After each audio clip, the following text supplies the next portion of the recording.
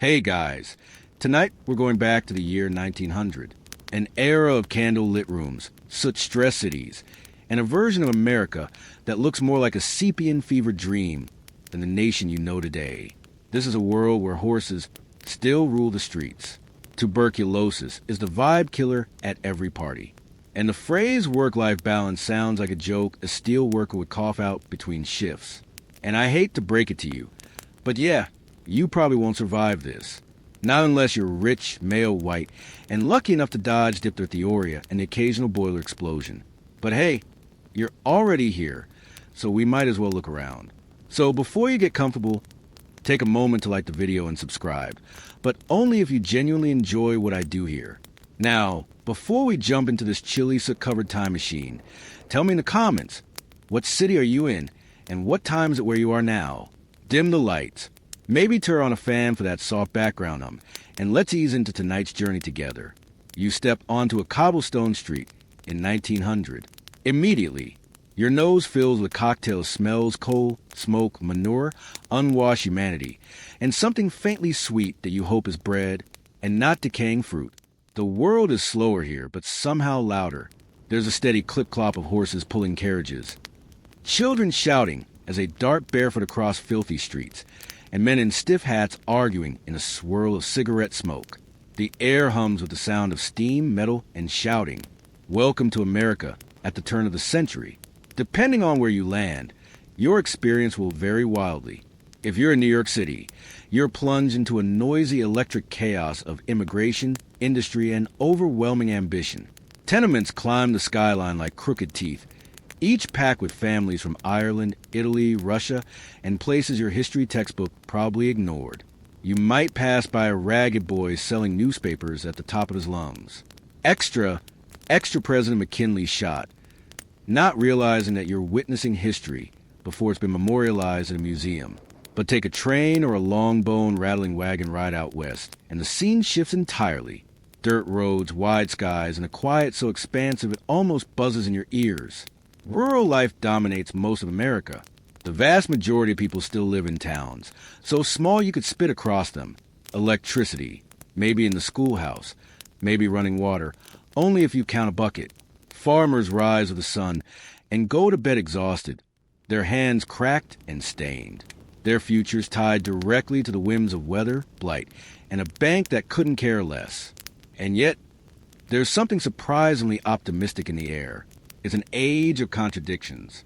This is the height of the Gilded Age when millionaires like Carnegie and Rockefeller throw lavish parties under gas-like chandeliers, while children crawl under textile machines to earn 5 cents a day. There's a strange belief bubbling up that the future somehow will be better, that the next generation won't have to boil their water or sleep 6 to a bed.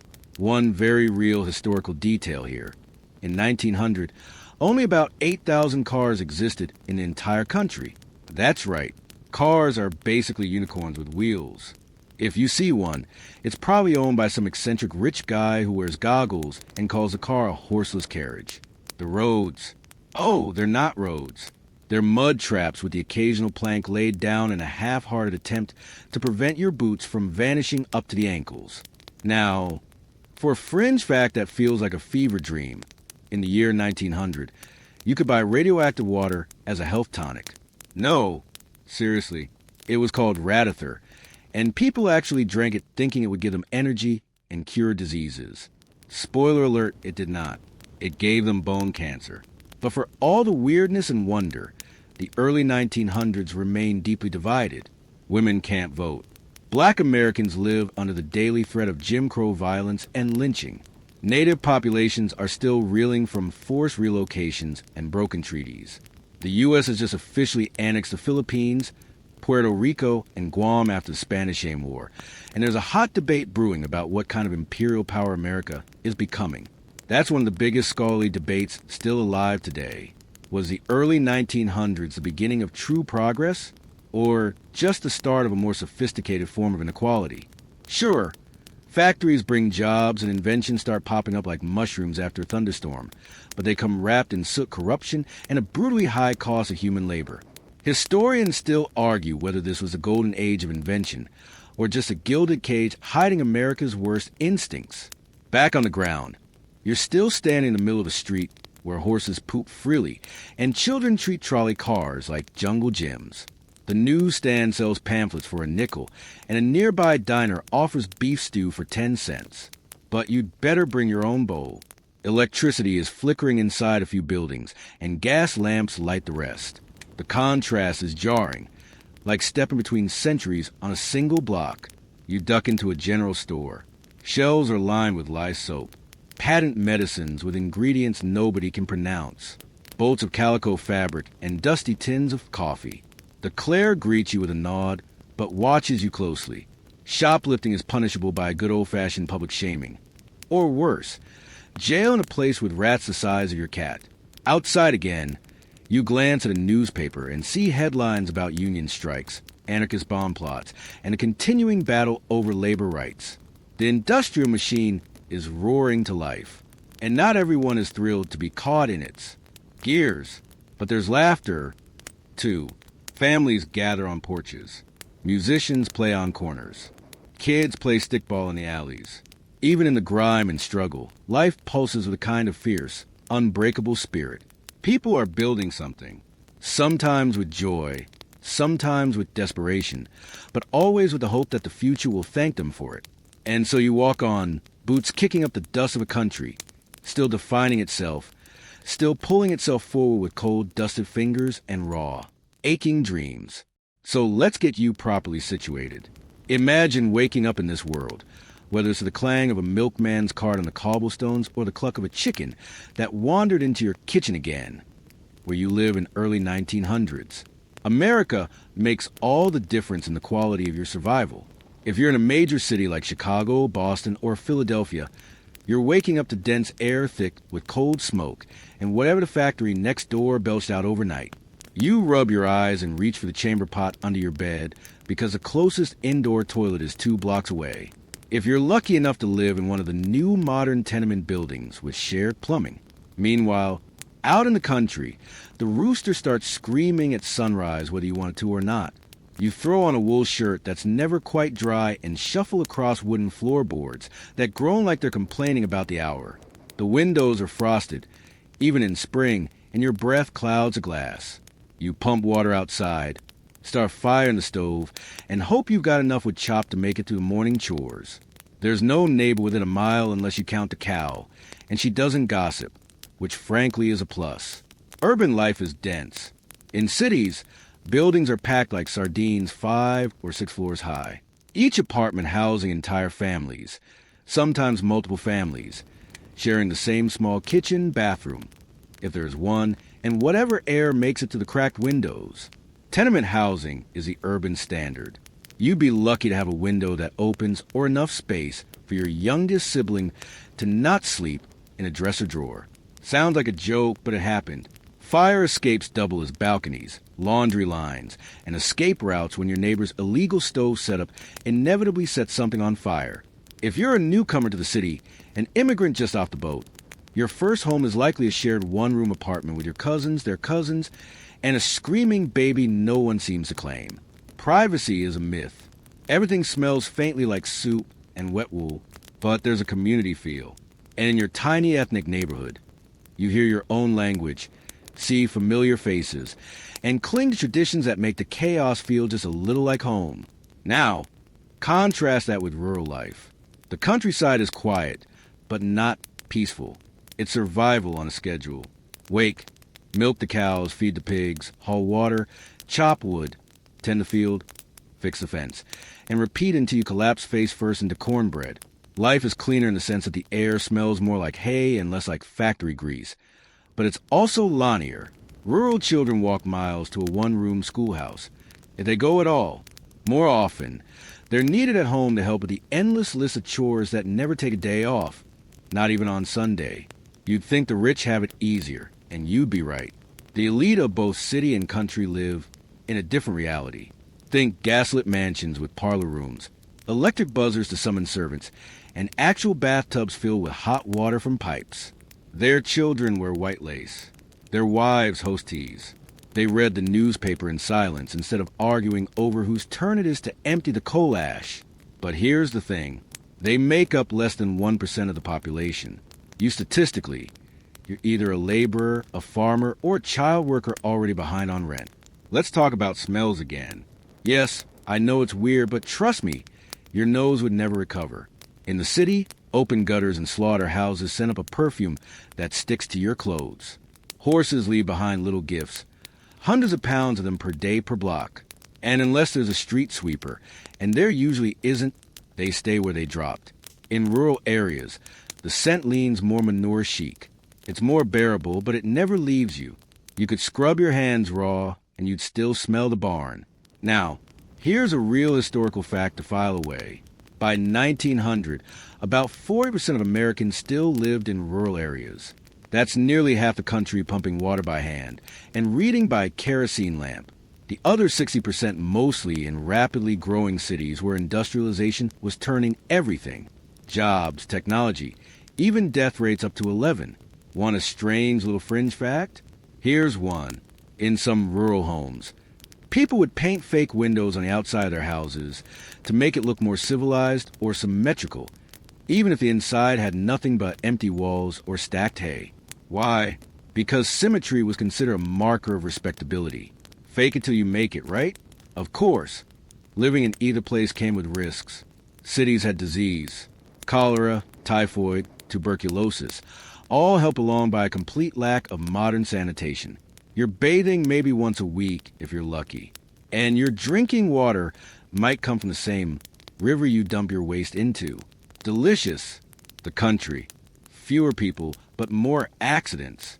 Farming equipment, wild animals, untreated infections from stepping on a nail. Any of these could take you out. No ambulance, no ER, just whiskey, prayer, and hope. There's a fascinating debate among historians about which life, rural or urban, was actually better back then. Cities had jobs, energy, and access to education, but also slums, crime, and child labor. Rural areas had space, food, and cleaner air, but demanded backbreaking work and offered few services.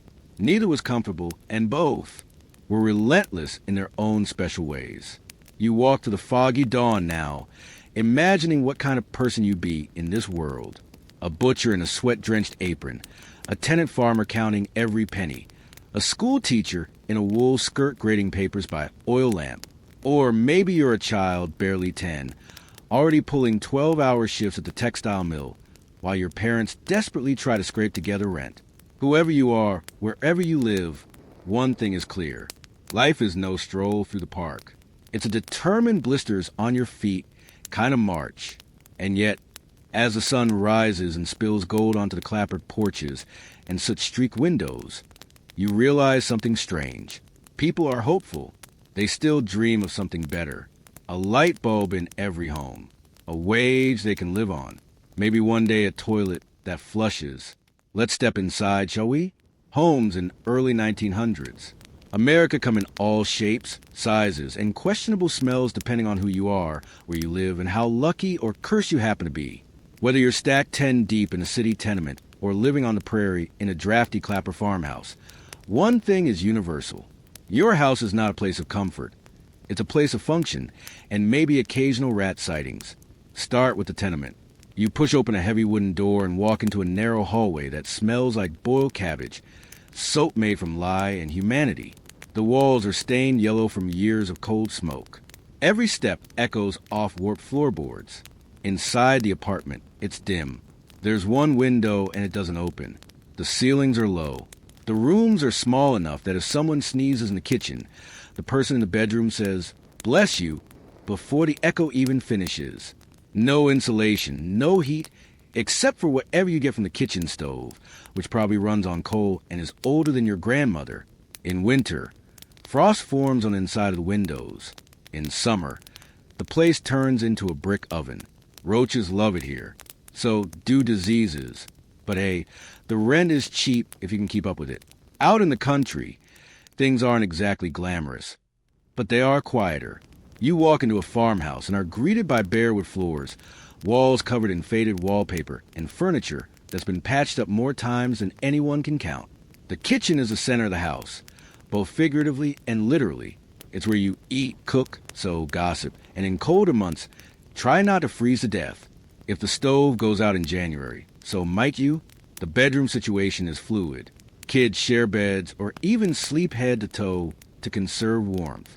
Parents have their own room if space allows, usually right off the kitchen. Privacy, huh? Even using the chamber pot involves a certain performance anxiety. If you want to take a real bath, you'd better start boiling water now. You'll need several pots just to fill the basin halfway. Oh, and you go first. Everyone else uses your bath water after you. Hope you're the oldest. One real historical fact that hits hard. By 1900, less than 10% of American homes had electricity. That's right. Light comes from candles, kerosene lamps, or if you're fancy, gas lighting, which occasionally explodes and sets your curtains on fire. Want to cook dinner? It's wood or coal, baby. You keep your stove hot and your firewood dry. Or you go hungry. Want cold milk? Dig a hole in the ground and store it there. Or use a literal ice box with a melting block of ice delivered once a week. Let's peek inside one of those wealthier homes for contrast. Just for fun and maybe jealousy. If you're part of the urban upper class, your house might be a brownstone with high ceilings, intricate woodwork, and heavy velvet drapes. You might have indoor plumbing, a flush toilet that sounds like a rushing waterfall, thrilling and terrifying all at once. You might have a dumbwaiter, decorative china you're not allowed to touch, and rugs so thick you could disappear in them. But even the rich deal with the same drafty architecture, unpredictable heating, and general inconvenience. It's not like the Roombas are doing the vacuuming yet. The household staff, if you have one, manages all the cleaning, cooking, and laundry, which, let's be clear, involves heating giant tubs of water, scrubbing clothes by hand, and drying them outside year-round. And that's where the fringe fact comes in.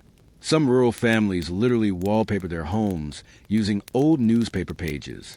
Yep, print was cheaper than paint or wallpaper, and so entire rooms were covered in headlines and random ads. Imagine staring at a classified listing for snake oil miracle cure while you eat your stew. It's cozy in a very specific ink smudge way. Of course, not everyone has even this much. For many black Americans in the South, indigenous families pushed onto reservations, and recent immigrants in overcrowded neighborhoods, housing was barely distinguishable from survival shelters. Dirt floors weren't uncommon. Leaky roofs, collapsing porches, and shared outhouses were all part of the deal. There were no housing codes, no inspections, no safety nets. If the wall collapsed in the middle of the night, you just propped it back up with a broom and hoped it didn't rain. There's a scholarly debate about how much early 1900s home life contributed to the spread of disease. Was it poor sanitation, overcrowding, the design of the homes themselves, or just the fact that people didn't know germs were a thing you should be afraid of? Historians still wrestle with how much blame to assign to the environment versus the broader systems that trap people in unsafe living conditions. Either way, you better keep your feet off the ground at night. Rats are bold this time of year. You want to relax. But there's nowhere soft to sit. Most chairs are wooden, possibly with a cushion stuffed with horsehair. The couch, if you even have one, is stiff and scratchy. No recliners, no overstuffed sectionals, no Netflix. Your entertainment is a family Bible, a deck of cards, or a neighbor dropping by with scandalous gossip about the mill foreman's daughter. Lighting is minimal. Once the sun goes down, you better finish your knitting or reading fast. And reading itself, that depends on whether you had enough school to learn how. Still, the home is the center of life. It's where meals are prepared, babies are born, loved ones are mourned, and every family argument takes place because no one can afford to storm off very far. Walls are thin, voices carry. Every sound becomes part of the house. Laughter, crying, coughing, whispering. Over time, the house holds those memories like layers of wallpaper peeling back with every season. And despite the discomfort, the danger, the scarcity, these homes were full of life. They were loud, messy, joyful, tense, cramped spaces of resilience. A pot of stew bubbling on the stove, wet socks drying over the fire, a baby crying, a grandmother humming, a father shaking off cold dust, a child clumsily practicing letters by candlelight. You don't get the gleam of suburban or the sterile shine of modern minimalist design. What you get is lived-in rough around the edges survival, and somehow a surprising sense of warmth. Now, Let's head into the kitchen where the smells might be comforting or horrifying depending on who's doing the cooking and whether that beef stew actually contains any beef. It's time to talk about food. Not the curated avocado toast type you might recognize from your algorithm-fed life, but the real gritty elbow grease meals of early 1900s America. And trust me, your taste buds might not survive this century either. If you're living in the city, your kitchen is barely more than a stove, a sink if you're lucky, and a battered table with a permanent wobble. There's no fridge. What you have is an icebox, and it only works as long as a milkman or iceman shows up on time with your weekly block of slowly melting cold. You cook everything over a coal or wood stove, which heats unevenly and gives your kitchen the ambience of a forge. Breakfast might be oatmeal, thick grayish, and slowly cooked into a paste that could probably patch a wall if needed. If you have meat, it's usually scraps from a butcher, salted, or smoked beyond recognition. Eggs are a staple, but good luck affording them every day. Bread is homemade, dense, and always slightly burnt on one side. Butter comes from a neighbor or the general store and tastes like it's seen things. In the countryside, the situation improves slightly. You have a garden, maybe chickens, maybe even a cow if you're one of the fortunate ones. Your breakfast might include fresh eggs, biscuits, molasses, or cornbread. You churn your own butter, which takes so long your arms go numb, and everything is seasoned with, well, salt. Spices are rare and expensive. Pepper is a luxury. Cinnamon is a holiday event. If you want flavor, your best bet is bacon grease saved religiously in a tin on the stove and reused for everything, including frying apples, cooking beans, or greasing a squeaky hinge. Now, dinner or supper, depending on which part of the country you're in. This is usually the heaviest meal of the day and often includes some form of meat, pork, chicken, or beef, although meat is a flexible term in these times. Stews are popular because they stretch a little meat a long way. Toss in some root vegetables, maybe some beans, and you've got yourself a meal that feeds seven and only vaguely tastes like sadness. If it's winter, you're eating pickled or preserved vegetables. If it's spring, you're celebrating the first fresh onion, like it's the second coming. Speaking of preservation, let's talk about canned food, because here comes your real historical fact. By 1900, canning was a booming industry, but safety standards was sketchy at best. Botulism wasn't just a Scrabble word. It was a real and present threat. You cracked open that mysterious tin of meat and prayed it didn't hiss. If it did, you might end up in bed for a week or 6 feet under. But still, canned corn, evaporated milk, and something disturbingly labeled potted meat filled many a pantry. What about snacks? Well, you're not exactly ripping open a bag of Doritos. If you want something between meals, you grab an apple if they're in season, or maybe a piece of bread with lard and sugar. Kids sometimes sucked on bits of molasses or chewed spruce gum. Yes, actual tree sap. Candy existed, but it was far from Willy Wonka territory. Think sticky, chalky, teeth-breaking confections sold in paper cones from the corner store, which also sold pickled pig's feet and licorice root. Yum. Fringe fact incoming. In the early 1900s, people genuinely believed that eating too many tomatoes could make you sick or even insane. Some even called them love apples and thought they were only suitable for ornamental use. So, if your neighbor serves you tomato soup, maybe check if their last house mysteriously burned down. Let's not forget what happens when things go wrong. Spoiled milk, you drink it anyway. There's no use throwing it out. You just make sour milk biscuits or mix it into pancakes and hope for the best. Meat gone gray? Slap some mustard on it. Bread moldy. Cut around it. The idea of food waste doesn't really exist because wasting food means you go hungry. And hunger in this time is not some dramatic skip lunch and complain experience. It's a slow, quiet, gnawing thing that hangs around the corners of your mind. Cooking is an all-day job, especially for women.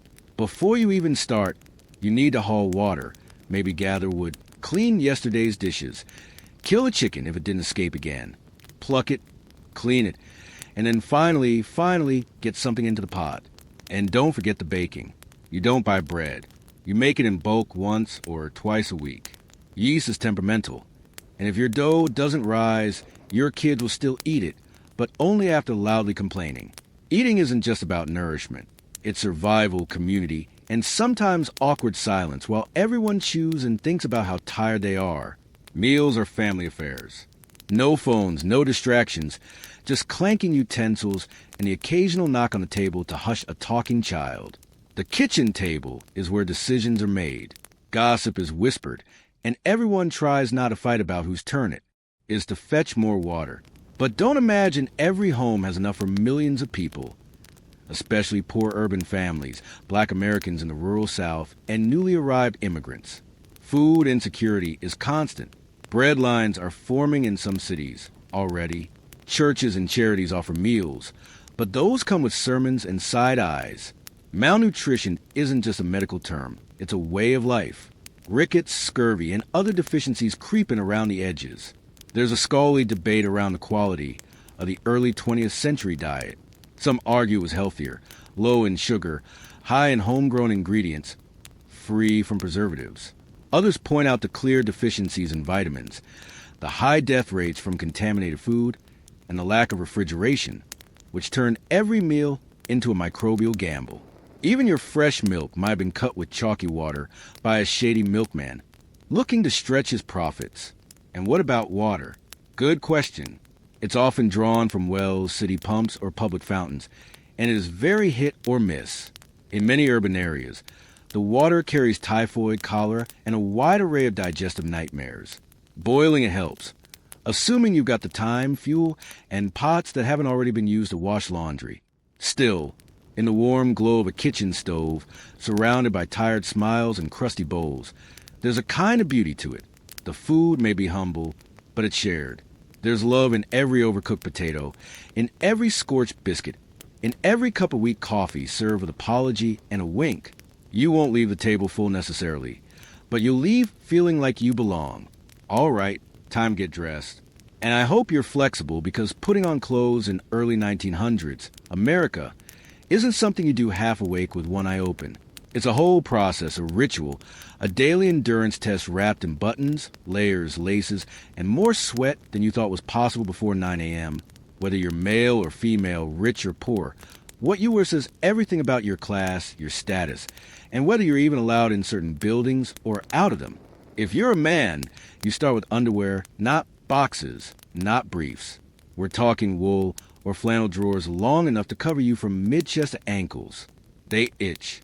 They cling in weird places. They smell suspiciously like the attic. Over those, you pull on your shirt, usually white or cream, with a stiff collar that could slice through drywall. Tucking it in is a must. Then comes your vest. Because yes, everyone still wears vests, not be fancy, but to keep warm and look respectable. Trousers are high-waisted and held up by suspenders, not belts. Belts are considered informal, almost scandalous. Like, who do you think you are? A cowboy. If you're heading to work in a factory or on the railroad, you wear sturdy boots and a heavy wool coat. If you're an office clerk or a banker's assistant, you throw on a jacket and maybe a tie that looks like it's been passed down since the Civil War. Either way, nothing stretches, nothing breathes. You move like you're wrapped in upholstery. Now, if you're a woman, brace yourself.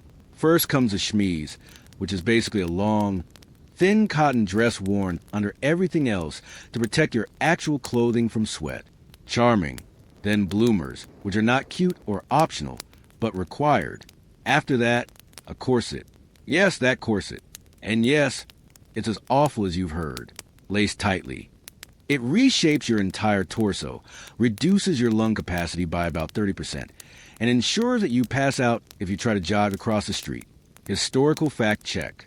In 1900, over 90% of women in America still wore corsets daily. This was not some fancy occasion, only kind of thing. You wore it to church, to the market, to milk the cow, to give birth. Some women even wore maternity corsets designed to accommodate a growing belly, while still squeezing in the rest. Comfort was not the vibe. Over the corset goes a petticoat or two, then your actual dress, which often has a high collar, long sleeves, and enough fabric to make a king-size bed sheet jealous.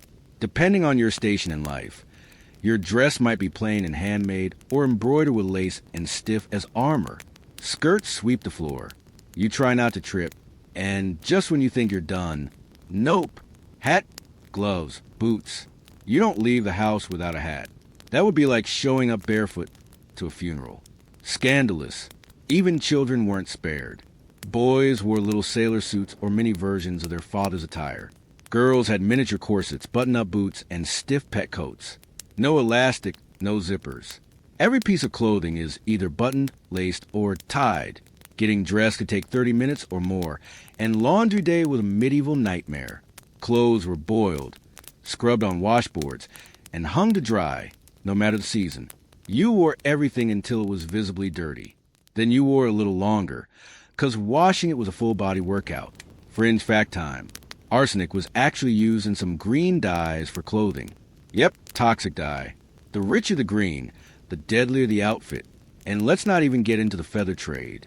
Fashionable women's hats were often decorated with entire dead birds.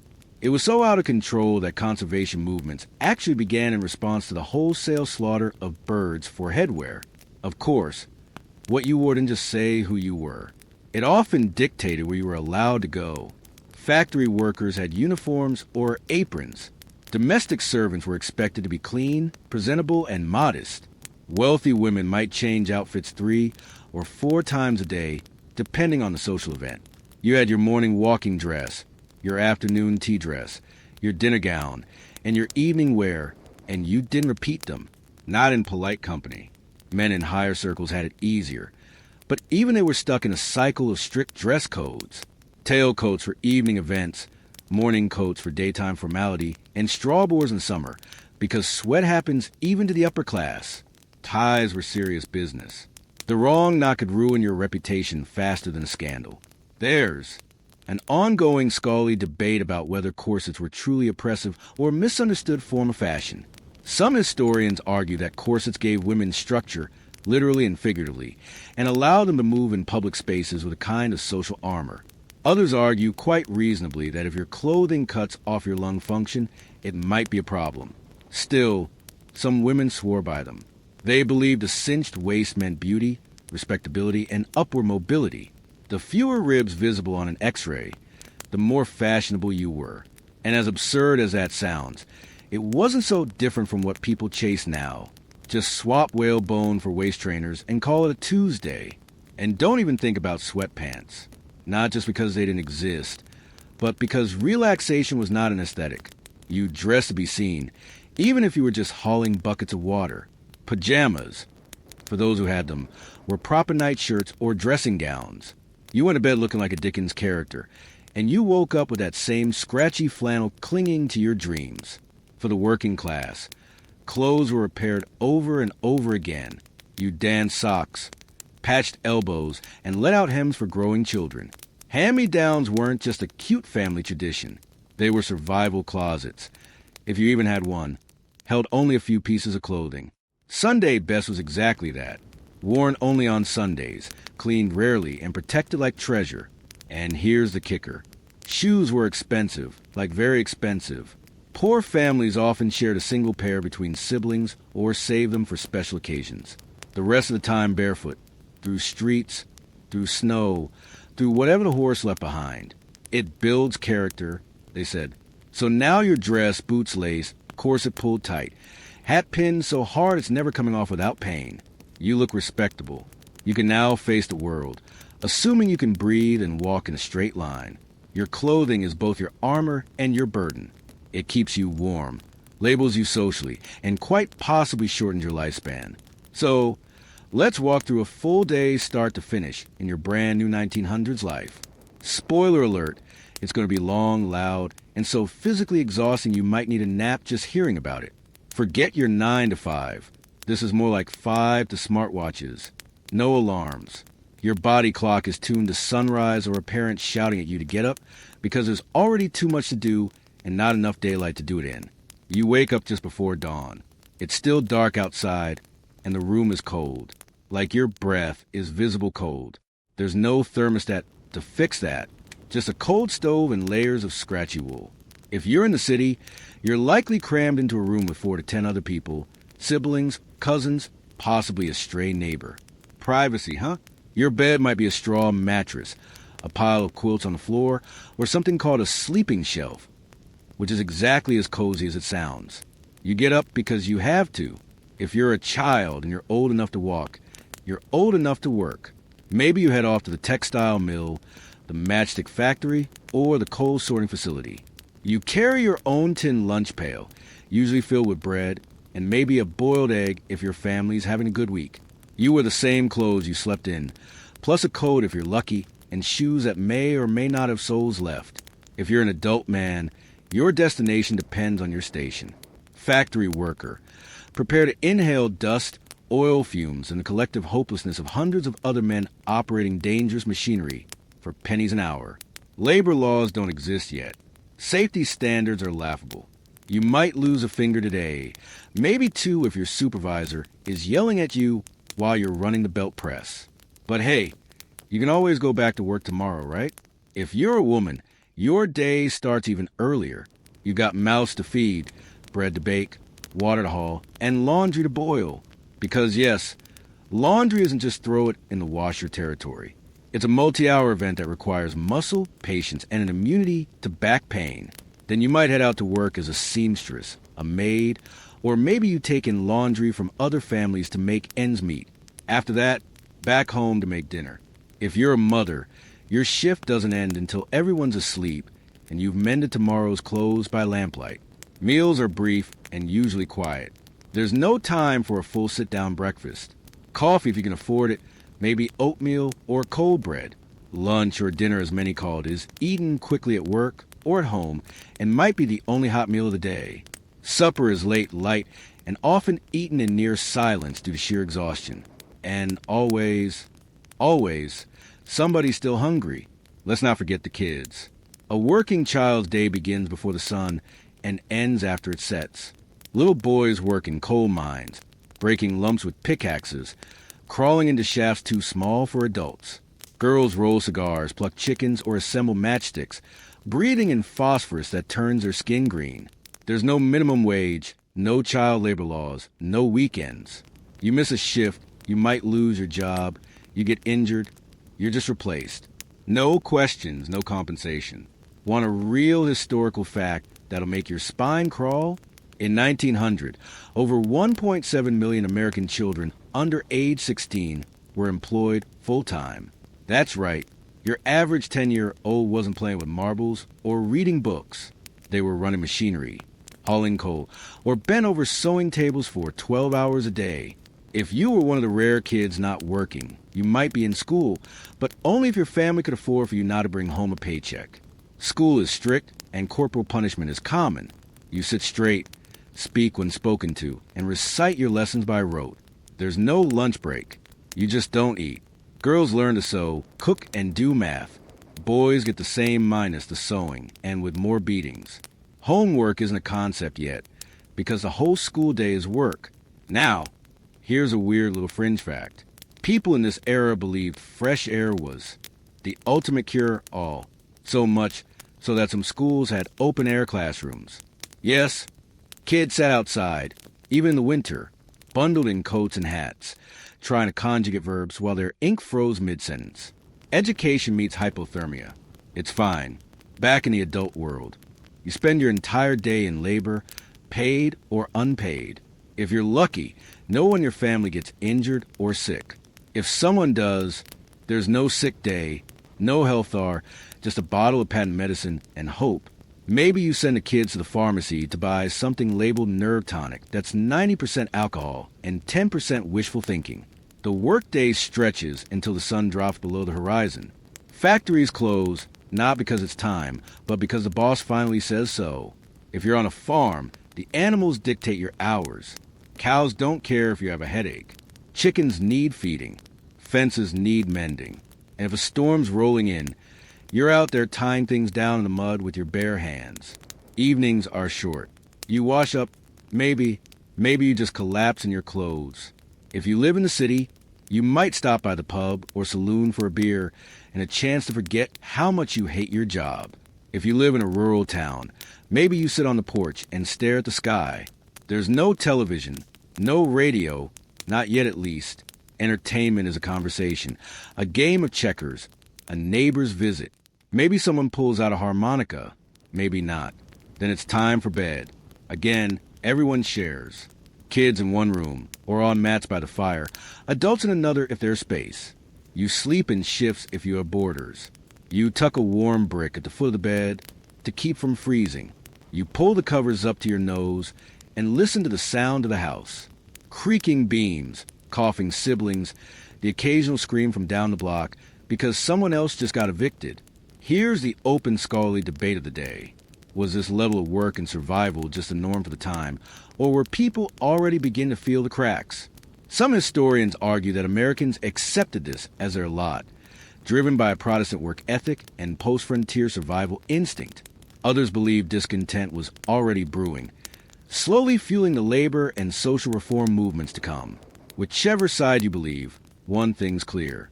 People were tired, deep in the bones, no end in sight. Tired. And still, you get up the next day and do it all again. Because there's no safety net, no breaks. Just the sun rising on another day, another shift, another pile of coal, another loaf of bread to stretch between 6 mouths. You don't stop. You don't complain. Not out loud, at least. You just keep going because that's what life in early 1900s America demands. Your full continuous effort from first breath to final sigh day after day. If you're lucky and not needed to earn money, you go to school. But don't let your modern brain romanticize it. Early 1900s education is not the scented pencil cozy classroom show and tell experience you might be imagining. No bean bags, no flexible seating, no motivational posters about believing in yourself. Instead, picture a cold wooden room, desks nailed to the floor, a towering teacher with a stick, not for decoration, and silence so thick you can hear the chalk squeak before it breaks. Your school day starts early, just after sunrise if you're rural, later in the morning if you're in the city. But either way, getting there is a trick. In the countryside, you might walk 2, 3, even 5 miles to a one-room schoolhouse. Rain, snow, wild dogs, irrelevant. You're still going, or you'll get the kind of parental lecture that could blister paint. In cities, you might be closer, but you're dodging street cars, horse manure, and the occasional fist fight on the sidewalk. You arrive, cheeks red from the wind or sweat, and take your place in a rigid row of desks. Boys and girls sit separately. Everyone's expected to sit straight, hands folded, eyes forward. The teacher, usually a woman if it's elementary, often unmarried because marriage meant quitting your job, commands a room with a presence that could silence a circus. She teaches everything: reading, arithmetic, geography, penmanship, history, and a mysterious subject called moral instruction, which is basically don't be a little criminal. Your books, if you have them, are shared, tattered, and frequently racist. The curriculum is unapologetically patriotic, highly moralistic, and often reads like someone wrote it while angry at children. You memorize facts, recite them aloud, and hope you don't mess up, or you'll be standing in the corner holding a dunce cap or copying lines on a slate until your fingers cramp. Education isn't about creativity. It's about discipline. Here's your historical fact for the day. By 1900, 32 states had compulsory schooling laws, but enforcement was inconsistent, especially in poorer or rural areas. Many children, especially in farming families, attended school only during the offs. In some communities, especially in the South, black children had segregated schools that were drastically underfunded, overcrowded, and often operated without even basic supplies. Some indigenous children were forcibly removed to boarding schools designed to erase their native culture. Classroom supplies are minimal. You have a slate and chalk, or maybe a few pages in a worn notebook. Ink pens are a luxury and usually shared. Mistakes can't be erased, only scratched out or ignored. Paper is scarce, so you write small, carefully, and make every letter count. There's no such thing as a colorful handout. The most visually stimulating thing in the room is the world map pinned to the wall, faded, probably outdated, and proudly displaying the British Empire in all its red glory sprawl. Teachers are expected to manage students of all ages in a single room. That means 6-year-olds learning the alphabet at the same time that 14-year-olds struggle through algebra, or what passes for algebra back then. If you're one of the older students, you might help teach the younger ones. If you're one of the younger ones, you better not cry. No one has time for that. And yes, spankings are normal, not as a punishment of last resort, but as a daily management tool. You talk out of turn. Whack. You forget your lesson. Whack. You breathe too loudly during spelling. You guessed it. Whack. Some teachers have a favorite ruler, and they name it. It's not funny, it's terrifying. There's also the infamous soap punishment, where a student caught lying or swearing might literally have their mouth washed out with a bar of soap. Fun. Now, if you're in a city school, the class sizes are enormous. 40, 50, sometimes 60 kids crammed into a single room. Air circulation is a rumor. In winter, the heating stinks. In summer, the smell is unbearable. Teachers are underpaid, exhausted, and frequently sick. Children pass ice colds and whooping cough back and forth like trading cards. On a fun fringe fact, in the early 1900s, it was common for schools to run posture drills. Yes, posture drills. Kids were made to stand, sit, and even walk in military straight formation to improve character and moral spine. Slouching was seen as a sign of laziness, weak will, or possible moral decay. So, if you're listening to this lying in bed, congratulations. You've already failed 1903p lunchtime. If it exists, it is quick. You might bring a tin pail with some bread and jam, maybe a cold potato, maybe just go hungry and dream of cornbread. There's no cafeteria. You eat at your desk or outside on a log.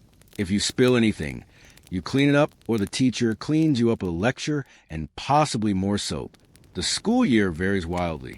Rural kids often only go in winter and early spring because they're needed on the farm during planting and harvest.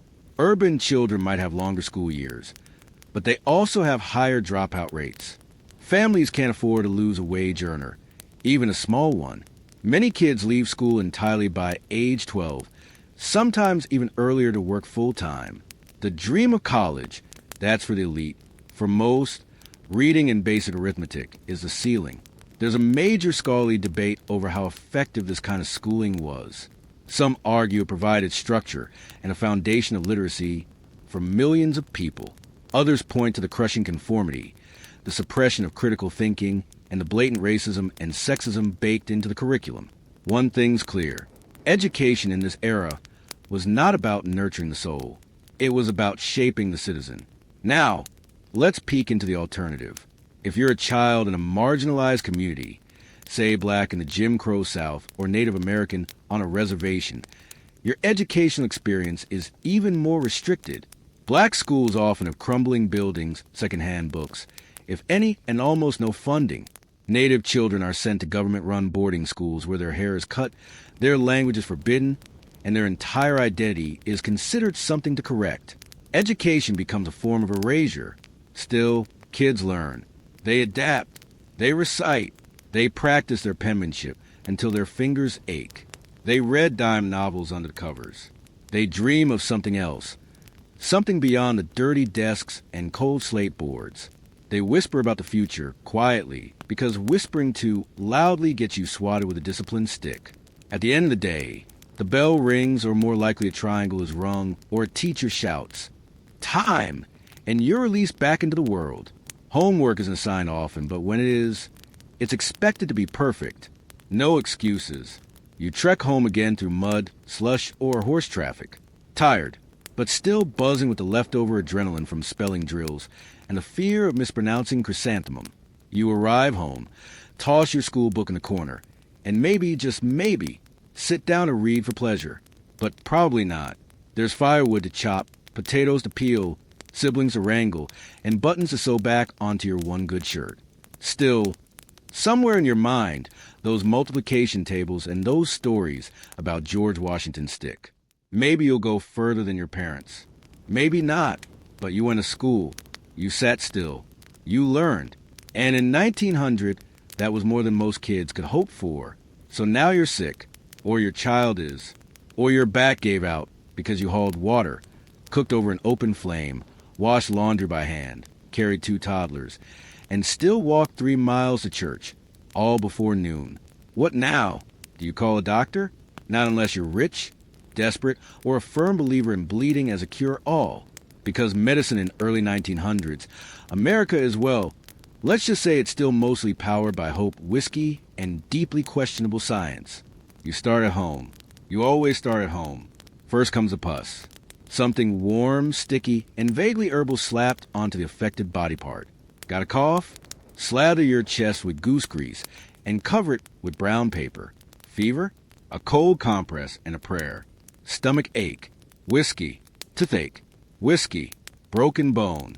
Whiskey and a neighbor who once read about splints in a Sears catalog. You're not looking for a miracle. You're just trying to stay ahead of death. Most people, especially in rural areas, won't see a doctor unless they absolutely have to. And even then, doctor is a generous term. Medical schools vary wildly in quality, and many towns have more barbers than physicians.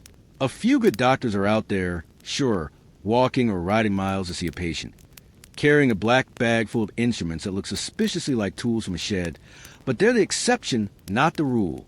Here's your historical fact of the night. In 1900, the average life expectancy in America was just 47 years. For some groups, like Black Americans, it was even lower. Infant mortality was heartbreakingly high. 1 in 10 babies didn't live to see their first birthday. And the list of common causes of death reads like a horror show. Tuberculosis, diphtheria, pneumonia, typhoid, smallpox, and 1,000 other infections that today would be cleared up with a few pills and some bed rest. Hospitals. Oh, you don't want to go there. Not unless you're absolutely dying and have already said goodbye to everyone you love. Hospitals are seen as last resort death houses often run by charities or religious orders. Cleanliness is optional. Nurses are overworked. There are no antibiotics, no IVs, no heart monitors. Surgery happens with ether or chloroform available, or just a bottle of something strong, and someone to hold you down. You hope the saw is sharp. Anesthesia is more a suggestion than a guarantee. If you're lucky or unlucky enough to be near a large city, you might have access to a modern hospital. They're improving slowly. But you're still walking into a place where sterilization is new and germ theory is not universally accepted. Some doctors still scoff at washing their hands. You, meanwhile, are trying not to look at the guy in the bed next to you, who may or may not be contagious with something airborne and possibly fatal. Here comes a delightfully creepy fringe fact. One popular cure for tuberculosis involved sending patients to sanatoriums in the mountains where they were encouraged to lie outside all day, even in the snow, breathing cold air to heal their lungs. They wore blankets and goggles and often froze their eyelashes shut. The success rate questionable. The frostbite rate surprisingly high. If you can't get to a doctor, and most people can't, you go to a pharmacy, or more accurately, the apothecary or general store. And here's where things get wild. You can buy anything. Cocaine tooth drops, sure. Heroin cough syrup, absolutely. Mercury base creams, go for it. The early 1900s are a golden age of unregulated patent medicine. You've got tonics, elixir, powders, and pills that promise to cure everything from boldness to tuberculosis, often laced with alcohol, opium, or just lies. And nobody knows what works. You drink a tablespoon of Doctor for Whitmore's celebrated liver reverie, and maybe you feel better. Or maybe you hallucinate for 2 days and wake up in a different county.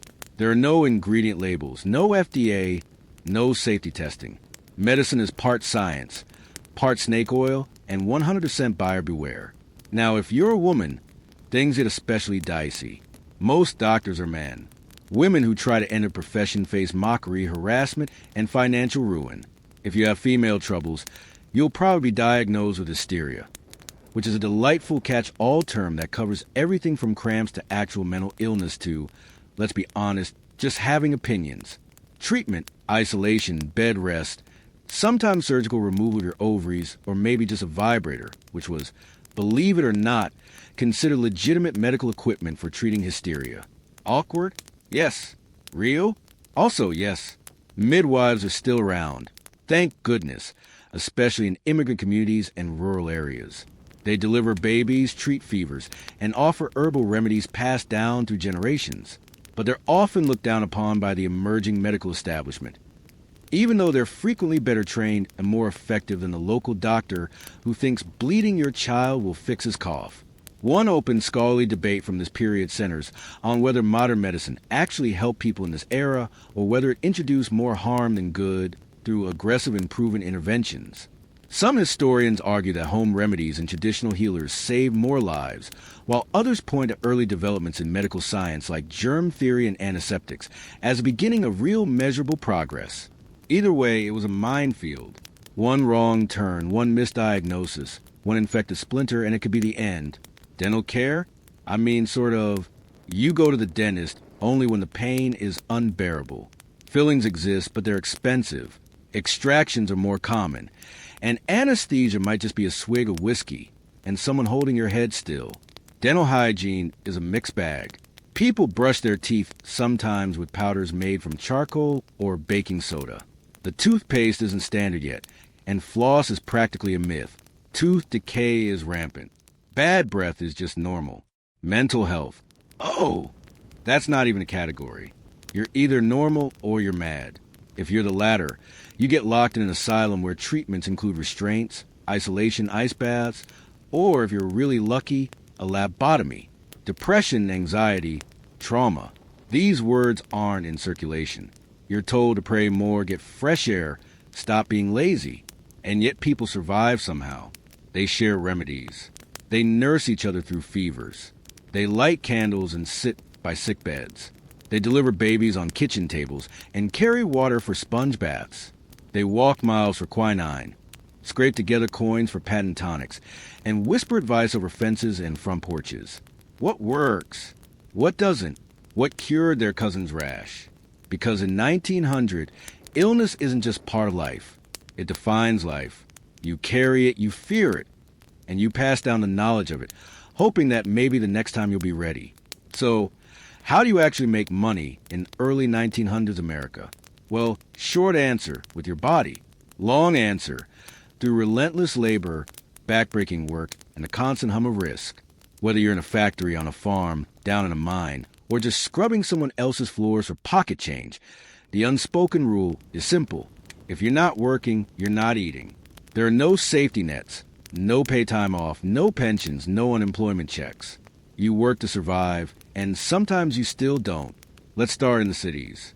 Factories are everywhere now. Steel, textiles, paper, furniture, matches, cigarettes. If it can be made, there's a factory that'll hire you for pennies an hour. Most factory jobs are loud, hot, and so dangerous, you don't really finish your shift. You survive it. You stand in one place for hours doing the same task over and over until your fingers are numb or your brain checks out entirely. If you're lucky, the machine doesn't catch your sleeve and drag you in. You clock in early, maybe 6 a.m., and you don't leave until evening. There's usually no break room, just a corner where you sit on a crate and choke down cold bread. The noise is deafening. Giant presses slam down, belts spin, gears grind. You can't hear your own thoughts, let alone your coworkers' screams if something goes wrong. There's no OSHA, no HR. If you're injured, your replacement is already waiting outside the door. If you're a woman, your options are slightly more delicate but still brutally hard. Sewing factories, laundry services, domestic work, packing plants. Anything considered feminine but still labor-intensive. You stand on your feet all day in wet. Clothes, pressing shirts or stitching seams for a boss who thinks a 5-minute break is an indulgence. If you get pregnant, you're fired. No discussion, no benefits, just gone. Men work in the heavier industries, steel mills, construction, tanneries, and mines. Especially mines. Coal is king, and the work is as miserable as you'd expect. You descend into a tunnel barely taller than a crouch, breathe in black dust, and swing a pickaxe for 12 hours a day. There's no fresh air, no clean water. And if the mine collapses, well, they'll put a wreath outside and move on. That's if they even find your body. Here's your historical fact. In 1907, more than 3,000 American miners died on the job, making it the deadliest year in U.S. coal mining history. Explosions, cave-ins, gas leaks. It was a gamble, every single shift. And yet, men lined up for the work because it paid slightly more than other labor and was steady if you lived long enough to collect your wages. In the countryside, work is no easier, just quieter. Farming is still the backbone of America, but it's less amber waves of grain and more literal blood, sweat, and tears. Small farms dominate the landscape. You plant, plow, weed, harvest, feed livestock, chop wood, and maintain equipment every single day. No weekends, no holidays. Just a ticking clock of the seasons breathing down your neck. A bad harvest means you don't pay your debts. No irrigation, your crops die. Equipment breaks, that's your savings gone. And the women on farms don't just cook and clean. They milk cows, churn butter, tend gardens, preserve food, raise children, and sometimes take over plowing when their husbands are injured or drunk or dead. Everyone contributes, even children, especially children. They feed animals before school, haul water, and learn early that the world doesn't stop when you're tired. It stops when the sun goes down and not a second sooner. Let's toss in a quirky fringe fact. Some rural households supplemented their income by raising silkworms. Yep, they'd set up little boxes in spare rooms, feed the worms, mulberry leaves, and harvest the silk by hand. It was tedious, delicate work, but it paid better than selling turnips. Barely. Now, if you live in a city and have a little education, or a good enough story, you might land a white-collar job. Clerks, stenographers, bank tellers, telegraph operators. These jobs pay modestly, but come with less physical danger. Of course, they're mind-numbing in their own way. You spend all day writing the same figures, copying the same letters, staring at a boss who thinks you're replaceable, and he's probably right. But hey, you're clean, you're inside, and you don't come home covered in soot. For women, stenography is a dream. It's one of the few respectable office jobs available, and it pays just enough to give you a sliver of independence. But watch your reputation. You're expected to be proper, modest, and eternally grateful. If you speak up or complain about your boss touching your arm for the 5th time this week, you'll be out on the street before lunch. Then there's a street economy where the desperate, entrepreneurial, and criminal intersect. Newspaper boys, shoe shiners, street performers, pickpockets. You sell matches, flowers, or your labor by the hour. If you're an immigrant, you might peddle goods from a cart. If you're black in the segregated South, your options are heavily restricted. You're working as a sharecropper, a domestic, or not at all. And even when you do work, you're paid less than white laborers doing the same job. Sometimes half, sometimes less. And here's where the scholarly debate gets heated. Was industrialization really liberating for workers? Some argue it offered stable wages, predictable hours, and the promise of economic mobility. Others point out that it dehumanized people, reduced them to machines, and concentrated power in the hands of few tycoons who refer to their workers as hands, not people. The answer, of course, is both. It lifted some, it crushed others. Let's not forget how you get these jobs. There's no online application, no resume. You walk in, you ask, you wait. Maybe you bribe someone. Maybe you get lucky. Or maybe you stand outside a gate with 100 other men, hoping a supervisor opens the door and points in your direction. If you get sick, injured, or simply can't keep up, you're gone. There's always someone hungrier right behind you. Still, people keep working because they have to. Because even a few coins mean dinner or rent, or maybe enough to buy a warm coat before winter hits. You measure your worth in hours and calluses, and how many minutes you can rest between shifts before the bell rings again. This is your work life in 1900. No flexibility, no passion, just survival, paid in nickels and sweat. And if you're lucky, really lucky, you live long enough to do it all over again tomorrow. Let's zoom out now, way out, and take a look at the parts of America most history textbooks use to politely tiptoe around or skip altogether. Because while the headlines of early 1900s, America were all about industry, invention, and progress, there was also another America. Millions of people living on the margins, not because they wanted to, but because they were systematically pushed there. We're talking about immigrants, indigenous peoples, and black Americans, each carving out survival in a country that loudly promised freedom, but often delivered barriers. Start with immigration, because the early 1900s mark one of the largest waves in American history. Over 8 million people arrived between 1900 and 1910 alone, mostly from Southern and Eastern Europe. Italians, Jews from Russia and Poland, Greeks, Hungarians. Many land in New York, blinking against the sun, and blinking even harder at the chaotic machine that is Ellis Island. Medical exams, name changes, and questions shouted in English await them. If you cough the wrong way, you're on the next boat back. You step off that boat with a few coins, a cousin's address scribbled on paper, and maybe a suitcase made from an old flour sack.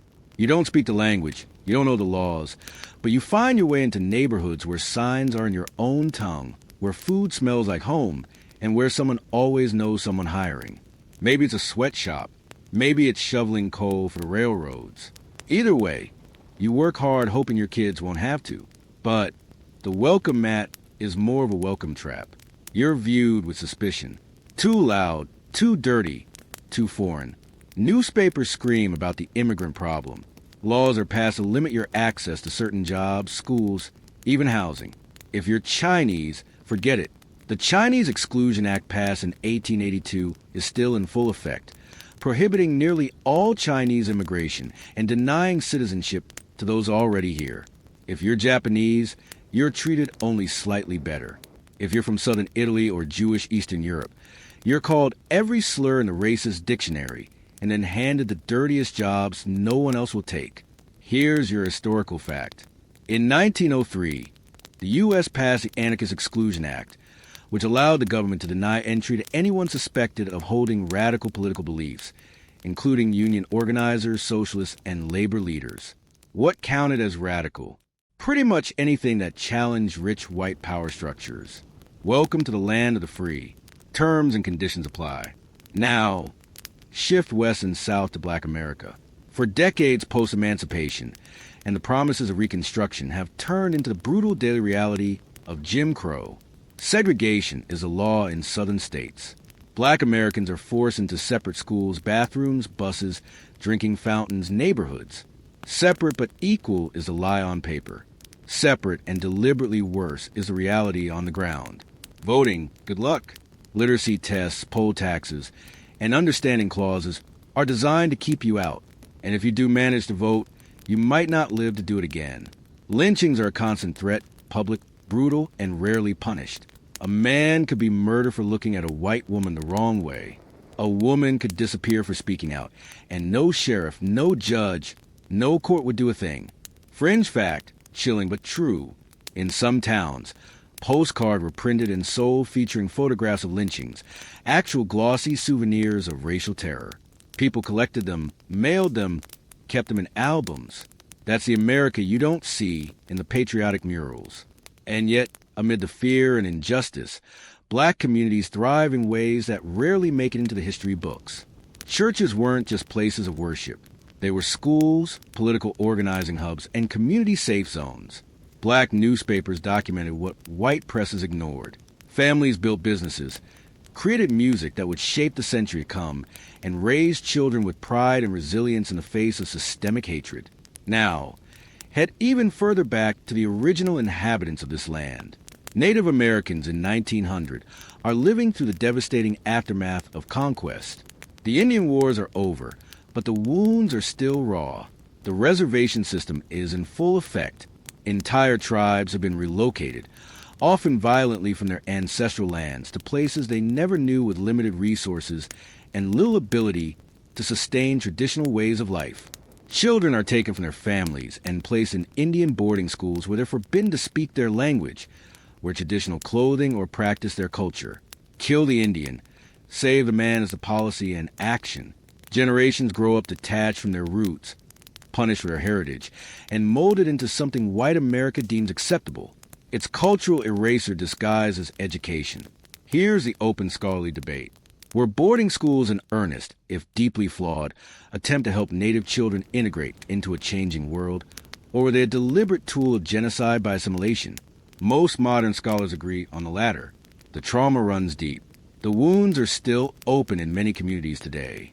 And yet, just like Black and immigrant communities, indigenous peoples resisted. They preserved stories, rituals, language. They adapted, survived, endured.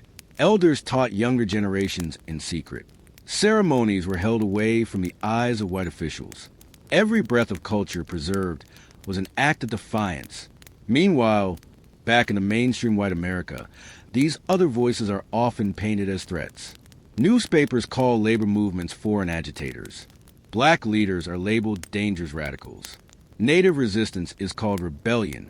The country celebrates its progress while ignoring who gets crushed underneath its wheels. And don't forget the role of gender in all this. If you're an immigrant woman, you're doubly marginalized, expected to be the caretaker, the moral compass, and often the family's translator and negotiator, all while working yourself to bone in someone else's kitchen or laundry. If you're a black woman in the South, your job options are maid or maybe field laborer. The pay is insulting. The hours are endless. And the abuse from white employers, the law, and sometimes your own community is a constant risk. But despite it all, these other Americas form the real spine of the country. They build the railroads, harvest the crops, raise the children, cook the meals, clean the homes, fight for justice when no one's looking. And somehow against the noise, the weight, the constant push to disappear, they keep going. Because survival here isn't just about food or work or shelter. It's about identity, about refusing to vanish, about finding ways to be whole in a country that keeps breaking you into pieces. So, let's brighten things up a little, literally, because in the early 1900s, the world is about to light up, buzz to life, and start sounding like something other than steam whistles and coughing. Welcome to the dawn of modern technology in everyday life, where inventions aren't just wild ideas in labs. They're slowly creeping into your home, your job, and your daily routine. Not everyone gets access, of course, and a lot of it still feels more like a magic trick than science. But one thing's for sure, the world is changing fast. First up, electricity. If you live in a big city, you might have seen an electric street lamp or even had one installed in your building. That soft, eerie glow replacing gaslight. It's a novelty, and people don't trust it yet. Some believe it causes headaches or ruins sleep. But once you've read under an electric bulb and didn't have to trim a wick or avoid blowing yourself up with gas, you're sold. Kind of. That said, don't go expecting every house to be lit up like Times Square. The reality is that in 1900, only about 4% of American homes have electricity. That's your historical fact, and it's a telling one. If you live outside a city, forget it. You're still cooking on a wood stove, lighting candles, and using oil lamps that leave everything smelling like a shipwreck. Electric power plants exist, but the grid is patchy and wiring is expensive. Also, early wiring is not exactly safe.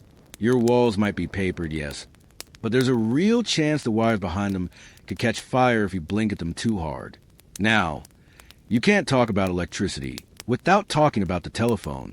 It's been around since the 1870s, but by the early 1900s, it's starting to feel real.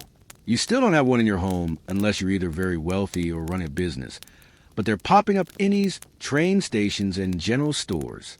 If you do have one, it's mounted on the wall, has a crank to get the operator's attention, and connects you to a switchboard manned, usually by a very bored woman plugging cords in the holes while eavesdropping just enough to stay entertained. And then there's the automobile, a terrifying, glorious machine that smells like oil and ambition. It's noisy, unreliable, and constantly breaking down, but it's here. If you see one in your town, you'll probably stop and stare. If you ride in one, you're a rock star. Roads aren't ready for it yet. So driving is more like controlled bouncing over rutted mud paths or plank bridges held together with nails and optimism. Horses don't like them, and neither do pedestrians. But still, Henry Ford's over there tinkering away, and within a few years, his Model T will roll off an assembly line and start changing everything. Fringe fact time. In 1903, a man named Horatio Nelson Jackson made the first cross-country car trip in the U.S. It took him 63 days, cost a fortune in gasoline repairs and hotel stays, and involved an actual dog named Bud wearing goggles.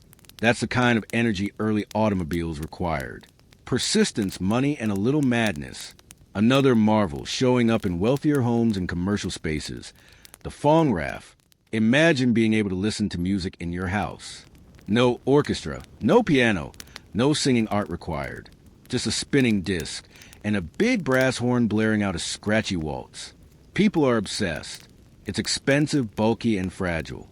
But it's the future. You invite neighbors over just to watch it work, even if the sound quality is about one step above a screaming tin can. In the cities, the upper middle class is starting to see other magical conveniences, too. Electric fans, vacuum cleaners, which are massive and loud, and even washing machines, powered by hand cranks or gas engines. None of them work well, but they're symbols of modern life. If you own one, you're bragging. If you use one, you're either thrilled or terrified it's going to explode mid-laundry. But the real sleeper hit of the era, indoor plumbing. Oh yes, running water, sinks that drain, toilets that flush, baths that don't involve hauling 6 buckets from the well. It's rare, but growing, especially in urban centers. It changes everything from hygiene to convenience to the way people design homes.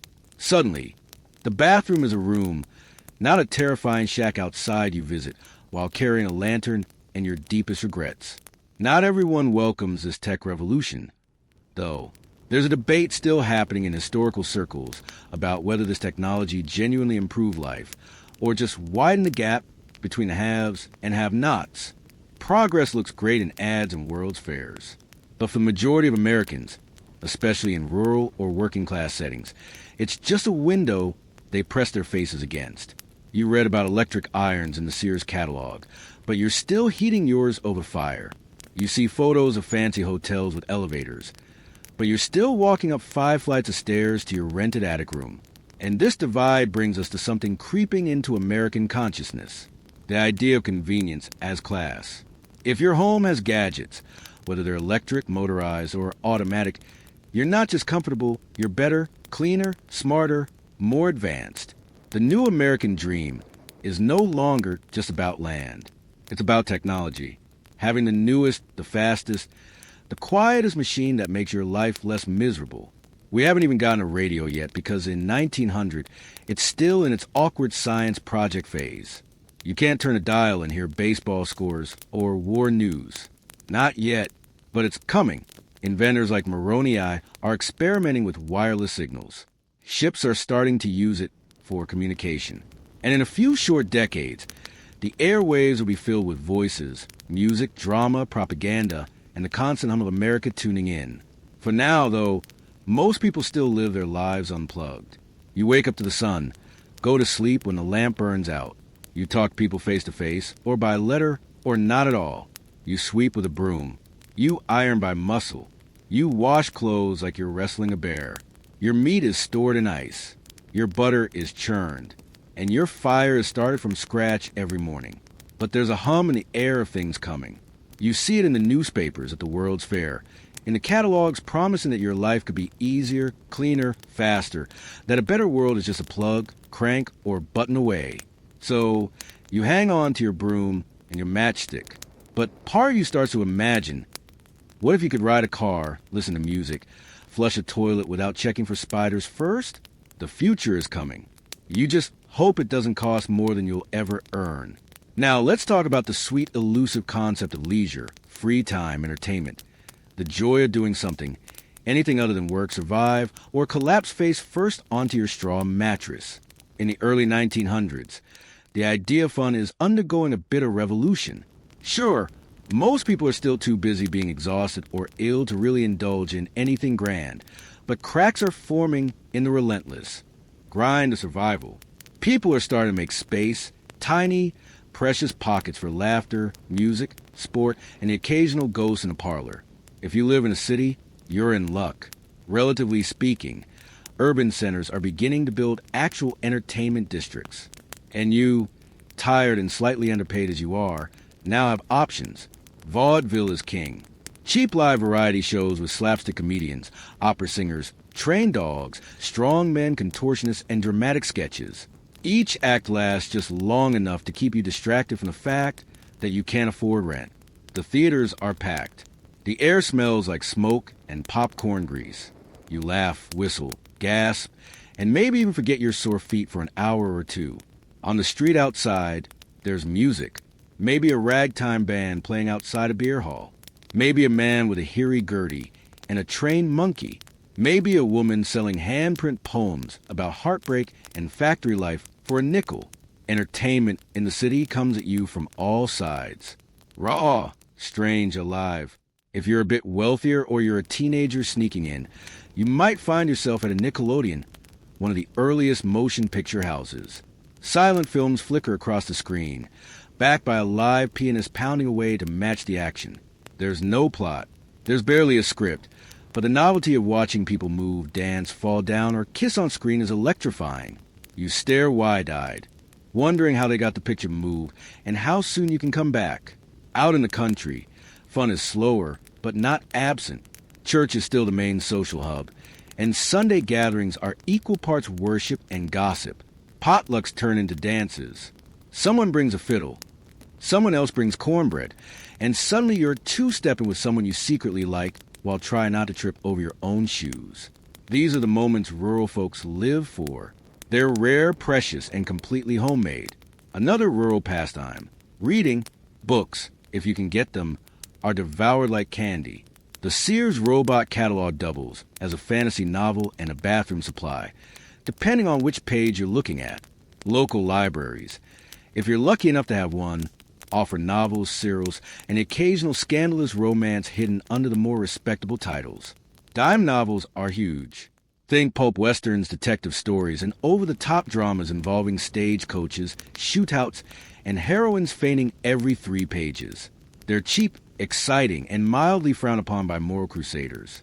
And yes, spiritualism is still going strong.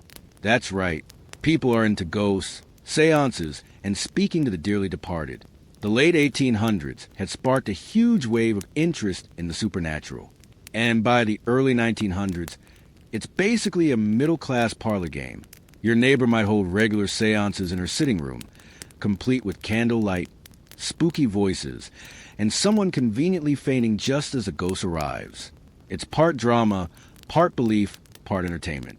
Do people actually believe they're talking to Uncle Harold from beyond the veil sometimes? Do they also just enjoy the thrill of it? Absolutely. And here's your fringe fact. Ouija boards were being sold as parlor games during this time. Not spooky tools of the occult, but something you might pull out after dinner with friends, right between charades and a game of guess which neighbor is secretly courting the widow Jenkins. No one really agrees if it's real or not, but everyone agrees it's fun. Creepy fun, but fun nonetheless. Now, if you got a few spare coins and nothing to lose, you might head to a penny arcade. If you live in a city lucky enough to have one, you can see moving pictures through a viewfinder, test your grip strength, or play rudimentary mechanical games that make clunky noises and spit out tickets or prizes. It's noisy, smelly, and full of teenagers on the verge of rebellion. Parents hate it. Kids live for it. And then, of course, there's baseball. The sport is exploding in popularity. Stadiums are being built. Newspapers are printing game stats. Kids are playing in alleyways with sticks and pebbles. It's affordable, it's easy to follow, and it's ours. A distinctly American pastime that unites people across class and culture, even if they're still sitting in segregated stands. You bring your own snacks. You cheer for the home team. You curse the umpire. It's simple. It's beautiful. It gives you something to talk about besides your aching back. Not into baseball? Try the circus. When a show rolls into town, it's a big deal. Parades, elephants, fire breathers, acrobats, you name it. Kids beg their parents to go. Adults pretend they're just taking the kids. The smell of sawdust, popcorn, and manure wafts through the tent. It's loud. It's chaotic.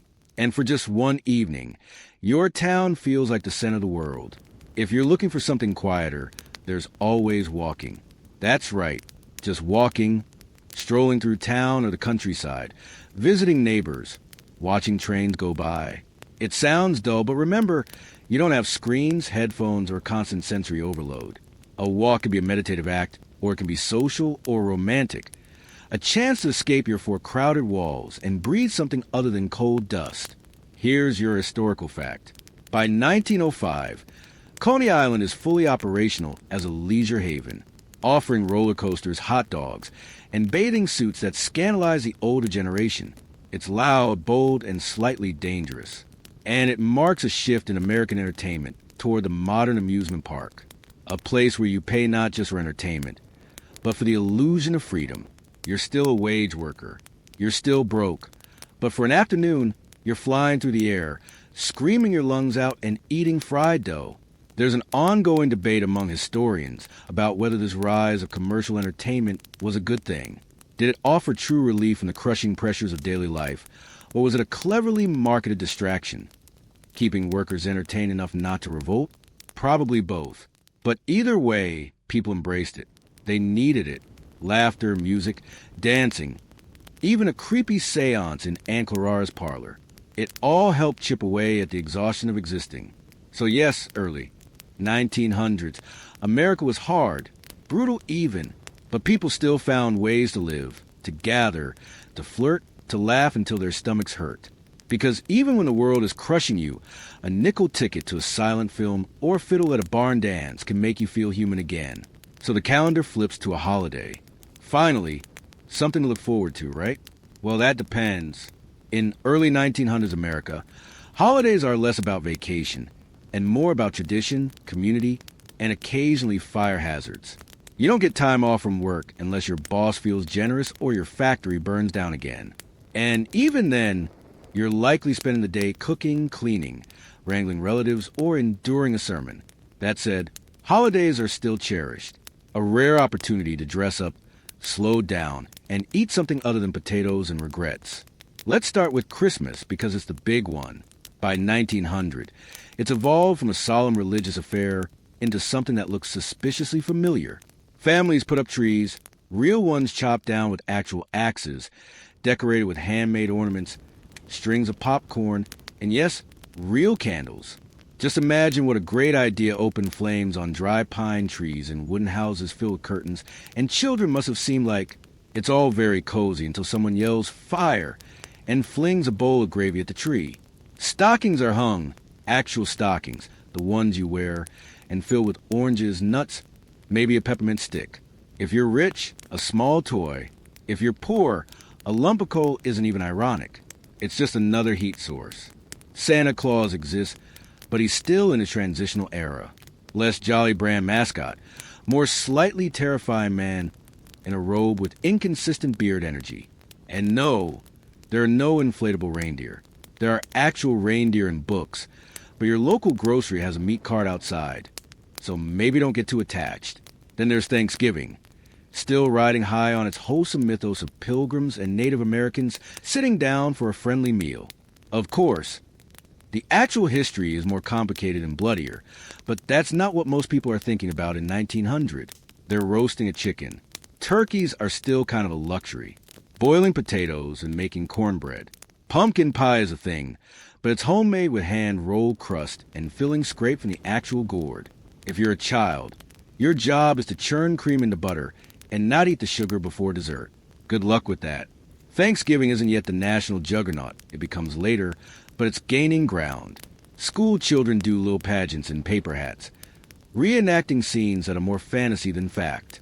Historians today debate the accuracy and usefulness of this version of the holiday, but in 1900 it's all about harvest, family, and hopefully not burning the biscuits. Now, let's take a stroll through Halloween, which is still a weird mix of folklore, superstition, and chaos. Trick-or-treating hasn't really caught on yet. That comes later. But kids do dress up and go door to door. The goal isn't candy. It's pranks. Real, destructive, borderline felonious pranks. Tipping over outhouses, stealing gates, smearing soap on windows. If you're a homeowner in 1900, Halloween is less about giving out sweets and more about preparing to have your fence stolen by children dressed as ghosts. Meanwhile, parties are happening, especially in cities. People bow, tell ghost stories, and try their hand at fortune-healing. One popular superstition: peel an apple in a single strip and throw it over your shoulder. The shape it forms on the floor is the first initial of your future spouse. Another: stare into a mirror at midnight by candlelight, and you'll see the face of your beloved or a demon. Either way, it's a party. Fringe fact alert: early Halloween costumes often included actual animal heads like goats or pigs, worn or reverse masks. Why? Because store-bought costumes didn't exist yet, and papier-mâché was for people with time and glue. So yes, if you stepped out on Halloween night, you might run into a child wearing a dead squirrel head and calling it fun. Sweet dreams. Other holidays round out the year, though with wildly different flavors, depending on where you live and who you are. Easter's all bonnets and Bible verses. 4th of July is a no-hold-bread explosion fest. Fireworks, check cannons. If you got one, use it. Injuries, absolutely. Safety protocols. Never heard of them. There's a strong possibility that your uncle will lose at least one finger before the lemonade's even poured. In rural areas, Independence Day is the closest thing to a true break. Towns hold parades with crepe paper floats and flag-waving children. There might be a baseball game, a barbecue, maybe even a brass band if you're fancy. If you're lucky, you'll see a hot air balloon or a homemade cannon demonstration that makes everyone scream and duck. Patriotism is loud, sweaty, and slightly terrifying. Then there are more solemn days. Memorial Day, Labor Day, Arbor Day, each carrying different weight depending on your community. Memorial Day often includes parades and graveyard visits. Labor Day, ironically, is only just starting to be recognized in the early 1900s and isn't yet the end of summer grilling holiday we know today. In some cities, it's marked by protests or marches. In others, it's just another workday in a suit that's too tight. For immigrant communities, holidays from the old country are kept alive in tenements and neighborhoods. Irish Catholics celebrate St. Patrick's Day with church and music. Italians host elaborate saint festivals with parades and street food. Jewish families observe religious holidays in tight quarters, lighting candles and making do with what little they have. These celebrations keep cultures alive in a country that often wants them erased. Now, let's not forget the deeply superstitious undercurrent running through many of these occasions. Early 1900s Americans, especially in rural areas, still hold on to a long list of folk beliefs. Friday the 13th, bad luck, definitely. Breaking a mirror, 7 years of misery. Spilling salt, throw it over your shoulder immediately. Don't whistle indoors. Don't open an umbrella in the house. Don't rock an empty chair. And if a bird flies into your home, someone's probably going to die. Happy holidays. Your historical fact for this section. In 1907, Oklahoma officially banned the sale of fireworks during the 4th of July after a particularly explosive year led to dozens of injuries and multiple structure fires. That's right. People were so good at setting things on fire that entire states had to get involved. And here's the scholarly debate. Are holidays in this era truly joyful occasions or cleverly placed societal pressure valves? Some argue they gave overworked, underpaid Americans a way to celebrate, rest, and build community. Others say they served as distractions, ritualized performances to reinforce national identity, class roles, and gender expectations. Either way, people leaned in because the rest of the year was too hard not to. So, you circle the date on the calendar, even if it's just with charcoal. You plan your outfit. You save up for a small treat. You sweep the porch, light the candles, bake the pie, and gather with whoever's nearby. You sing. You dance. You survive another year.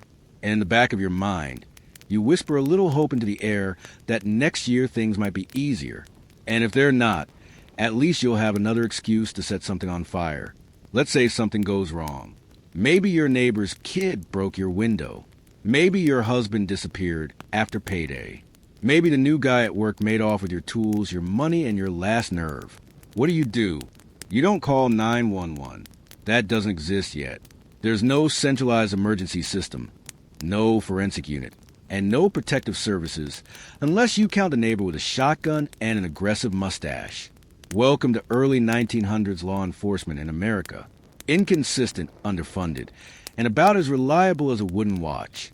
Let's start with the police, who vary wildly depending on where you are. In major cities like New York, Boston, and Chicago, police departments are becoming more formalized, more uniformed, and yes, more corrupt.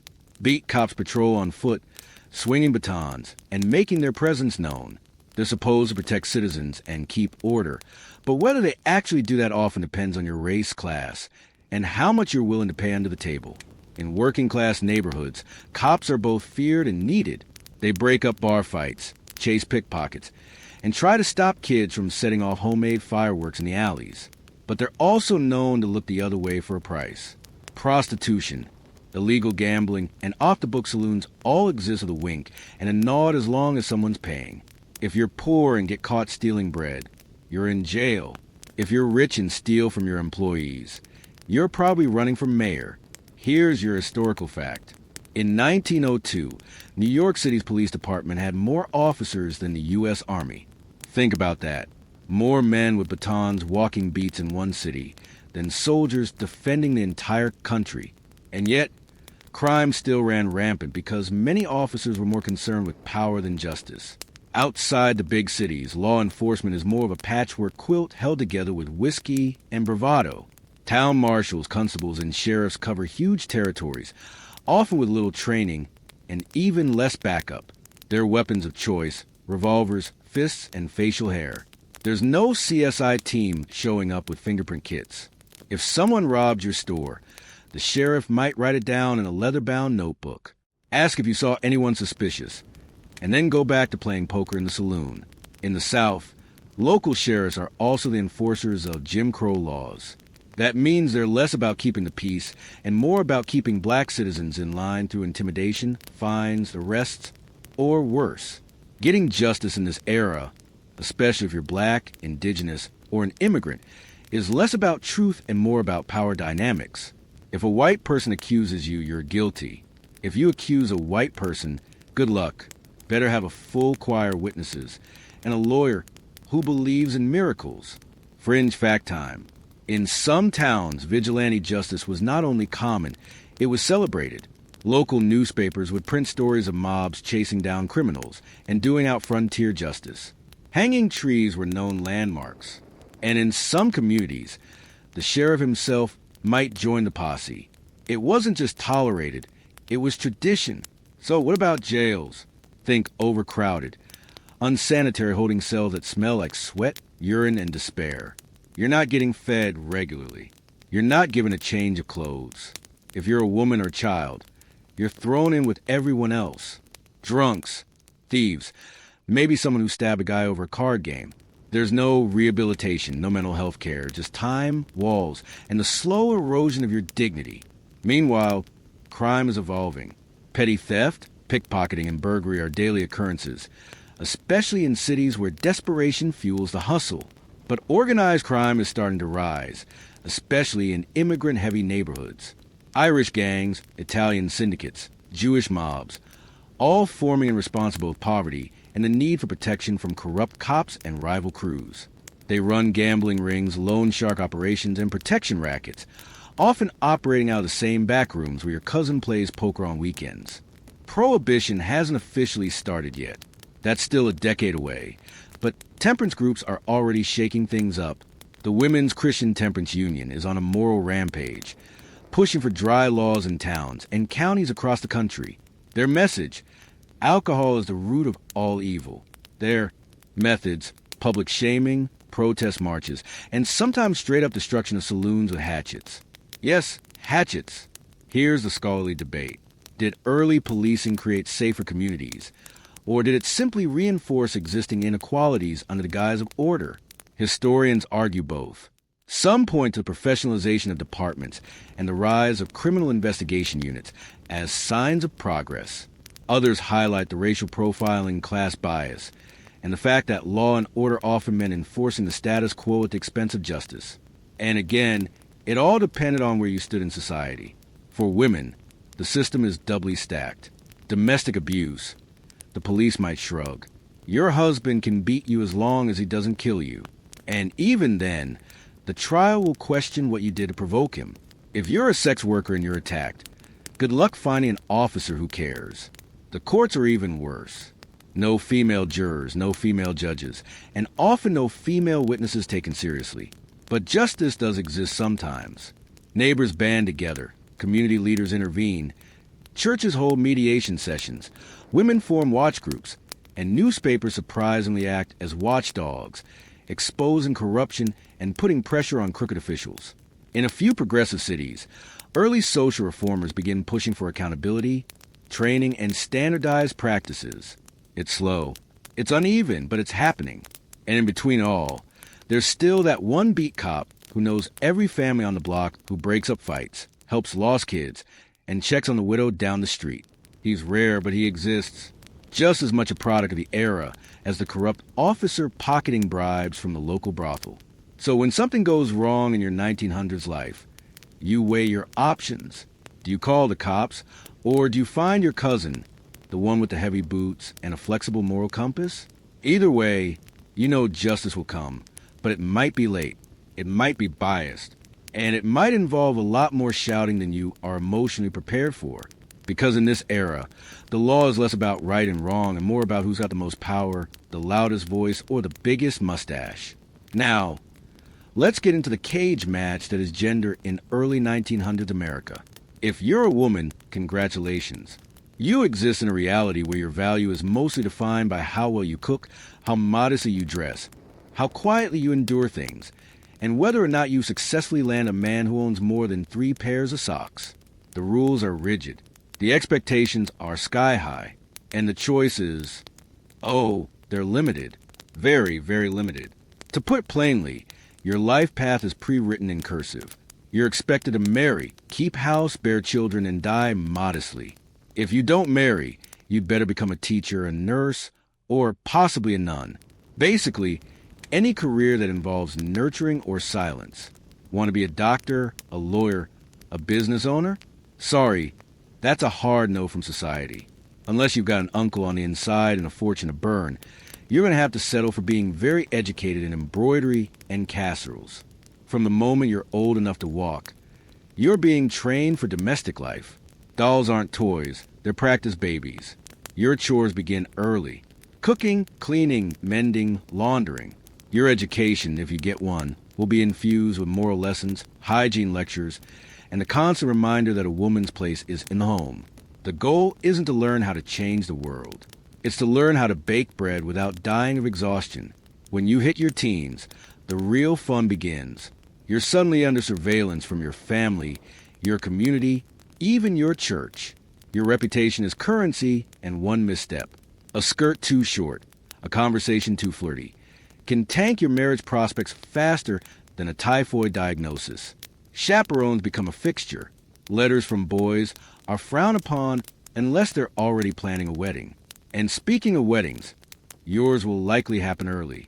Average age, somewhere between 18 and 22. No pressure. Here's your historical fact. In 1900, only 4% of women attended college, and most of those were from elite families who could afford to let their daughters dabble in higher learning before settling down. Coeducation was still controversial, and many schools either excluded women entirely or kept them confined to ladle-like subjects like literature, home economics, or moral philosophy. Math and science.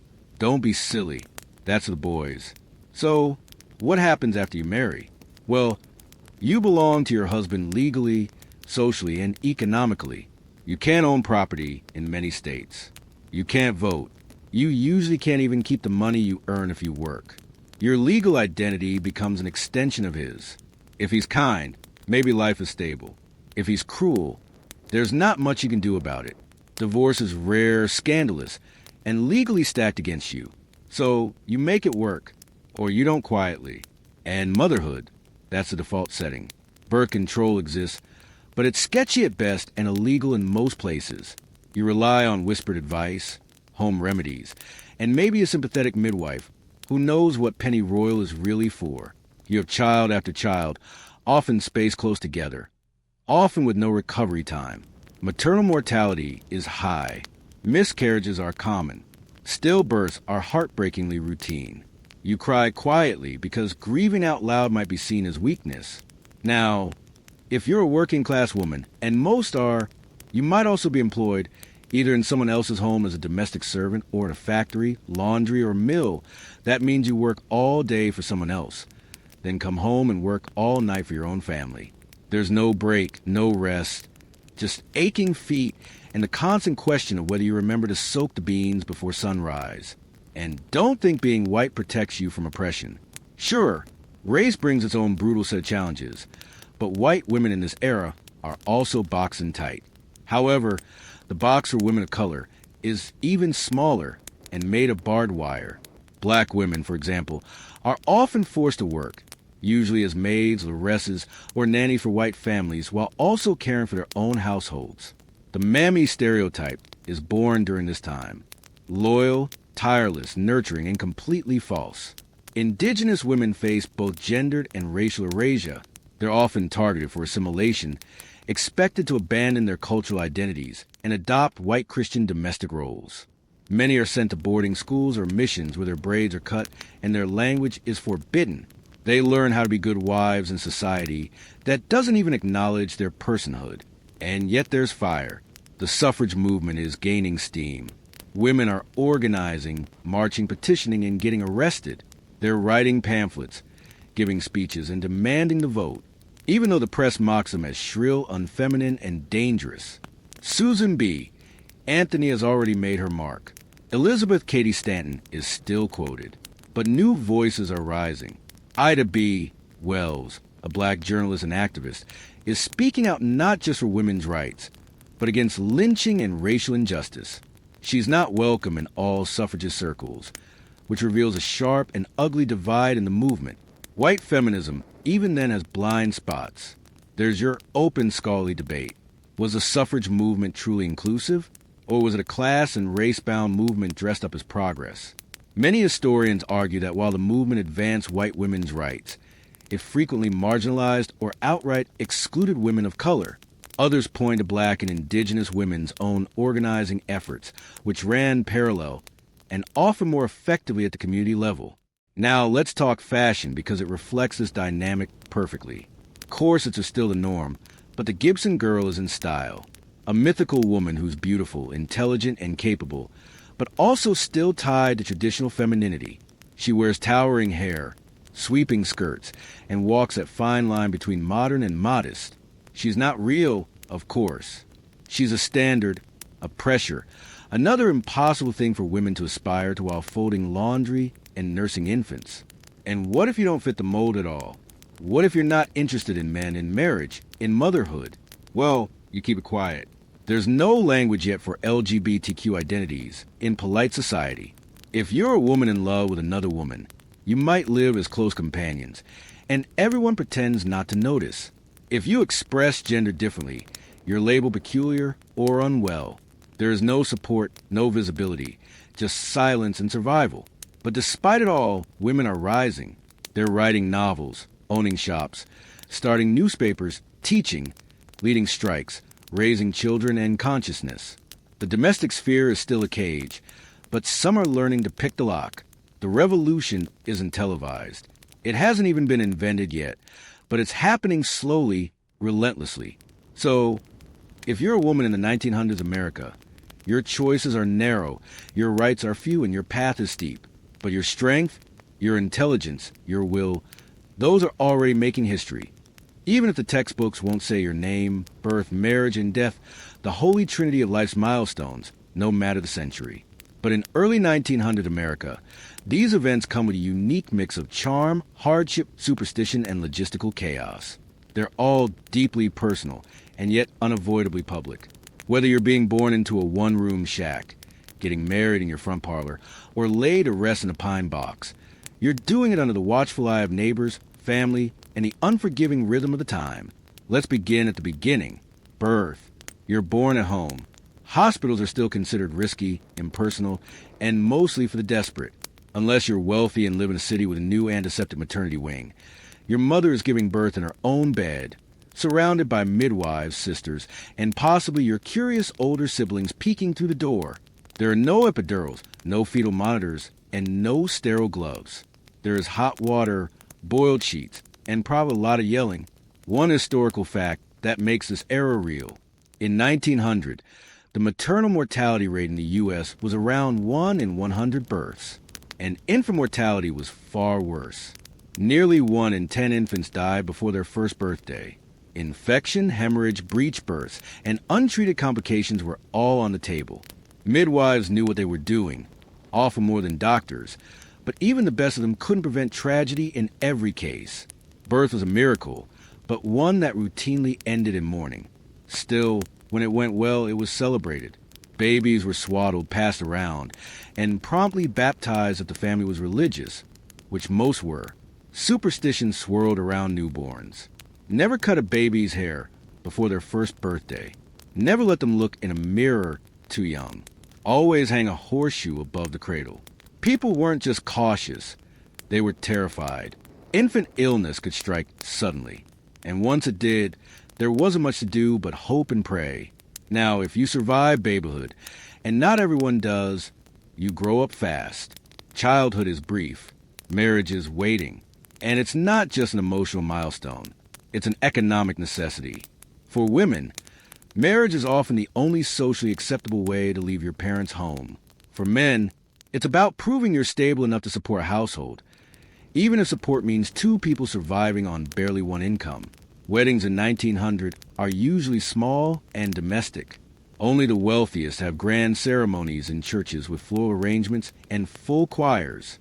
Most people get married at home in the parlor, wearing their Sunday best. White dresses are becoming more common thanks to Queen Victoria's influence decades earlier, but they're still not universal. You wear what you have. You invite the neighbors. You eat cake that's dense enough to be weaponized. And yes, the idea of marrying for love exists, but it's not the only reason. Maybe not even the main one. Families arrange introductions. Social standing matters. Religion matters. So does whether the other person owns land, has steady work, or seems unlikely to die of consumption within the year. Romantic notions coexist with hard economic math. Your partner is your future, whether you like them or not.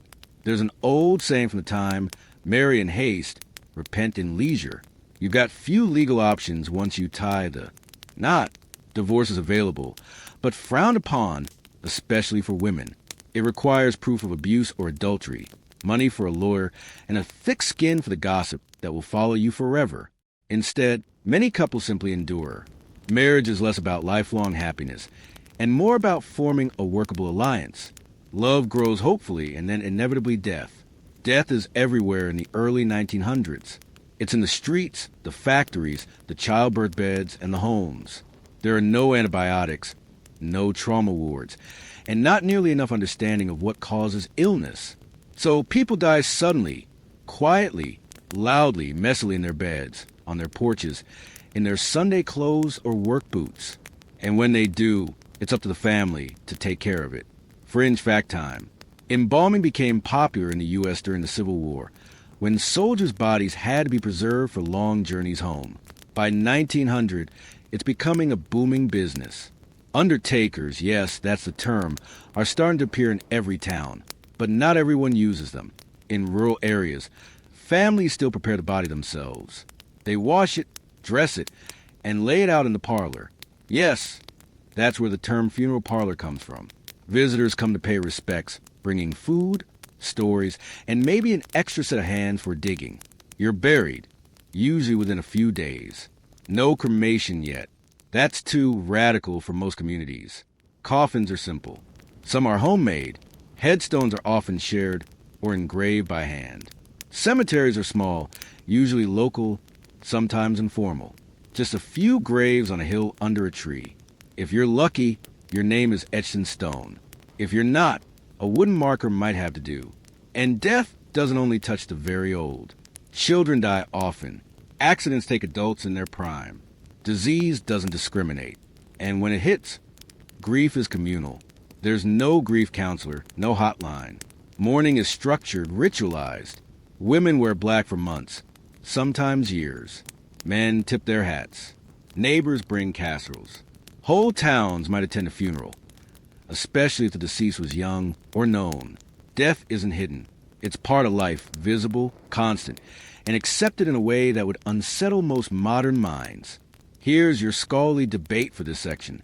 Was a communal, home-centered approach to life and death healthier for the human psyche, or was it simply the only option people had? Some argue that being close to the cycles of life gave people resilience and a deeper connection to their families and communities. Others point out the trauma of constant loss and the pressure placed, especially on women, to handle everything from childbirth to post-mortem care without rest or support. And yet somehow life goes on. Babies are born, marriages are celebrated, and the dead are remembered with love, song, and stories. Scrapbooks are kept, lockets of hair are preserved, names are passed down, birth, marriage, death. It all happens in the same house, often the same room. Your mother births you in the bed where her mother died. You're married under the arch your brother carved by hand. You're laid to rest in the same churchyard as half your family. In this era, life isn't segmented. It flows in one continuous, messy, sacred stream. And even in its hardest moments, there's something profoundly human about it. Real, raw, and shared by everyone, regardless of class or status. Because in the end, whether you're born in silk or burlap, whether you marry in lace or calico, whether your coffin is carved mahogany or pine, you're part of the same fragile cycle. And in the 1900s America, that cycle is honored not with Instagram posts or hashtags, but with hands, voices, prayers, and the quiet strength of the living moving forward, one breath at a time. And now, let's talk about what really gets your heart racing in early 1900s America. Not love, not ambition, but disaster. Because if there's one thing this era is truly generous with, it's the sheer variety of ways to be absolutely annihilated. Fires, floods, collapsing buildings, factory explosions, contaminated water, horse-related accidents, and the occasional plague. Take your pick. It's like the Grim Reaper opened a gift shop and gave everyone a complimentary souvenir just for showing up. Let's start with fire. In an age of open flames, wood-frame houses, and flammable everything, fire is a daily threat. You light your stove wrong. Fire. Your neighbor knocks over an oil lamp. Fire. Your kid forgets to blow out the candle he used to find the chamber pot in the dark. Fire. It's relentless. Whole city blocks can go up in hours. You smell smoke, and your first instinct isn't to panic. It's to grab a bucket because you're the fire department now. And speaking of fire, here's your historical horror story. The Triangle Shirtwaist Factory fire of 1911, one of the deadliest industrial disasters in American history. It technically happens a little later than our 1900s focus, but the working conditions leading up to it are already fully in place by the turn of the century. Picture this, a textile factory in New York's Greenwich Village filled with young immigrant women working in cramped rows.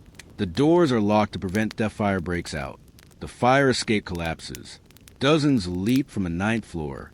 146 people die, most of them women.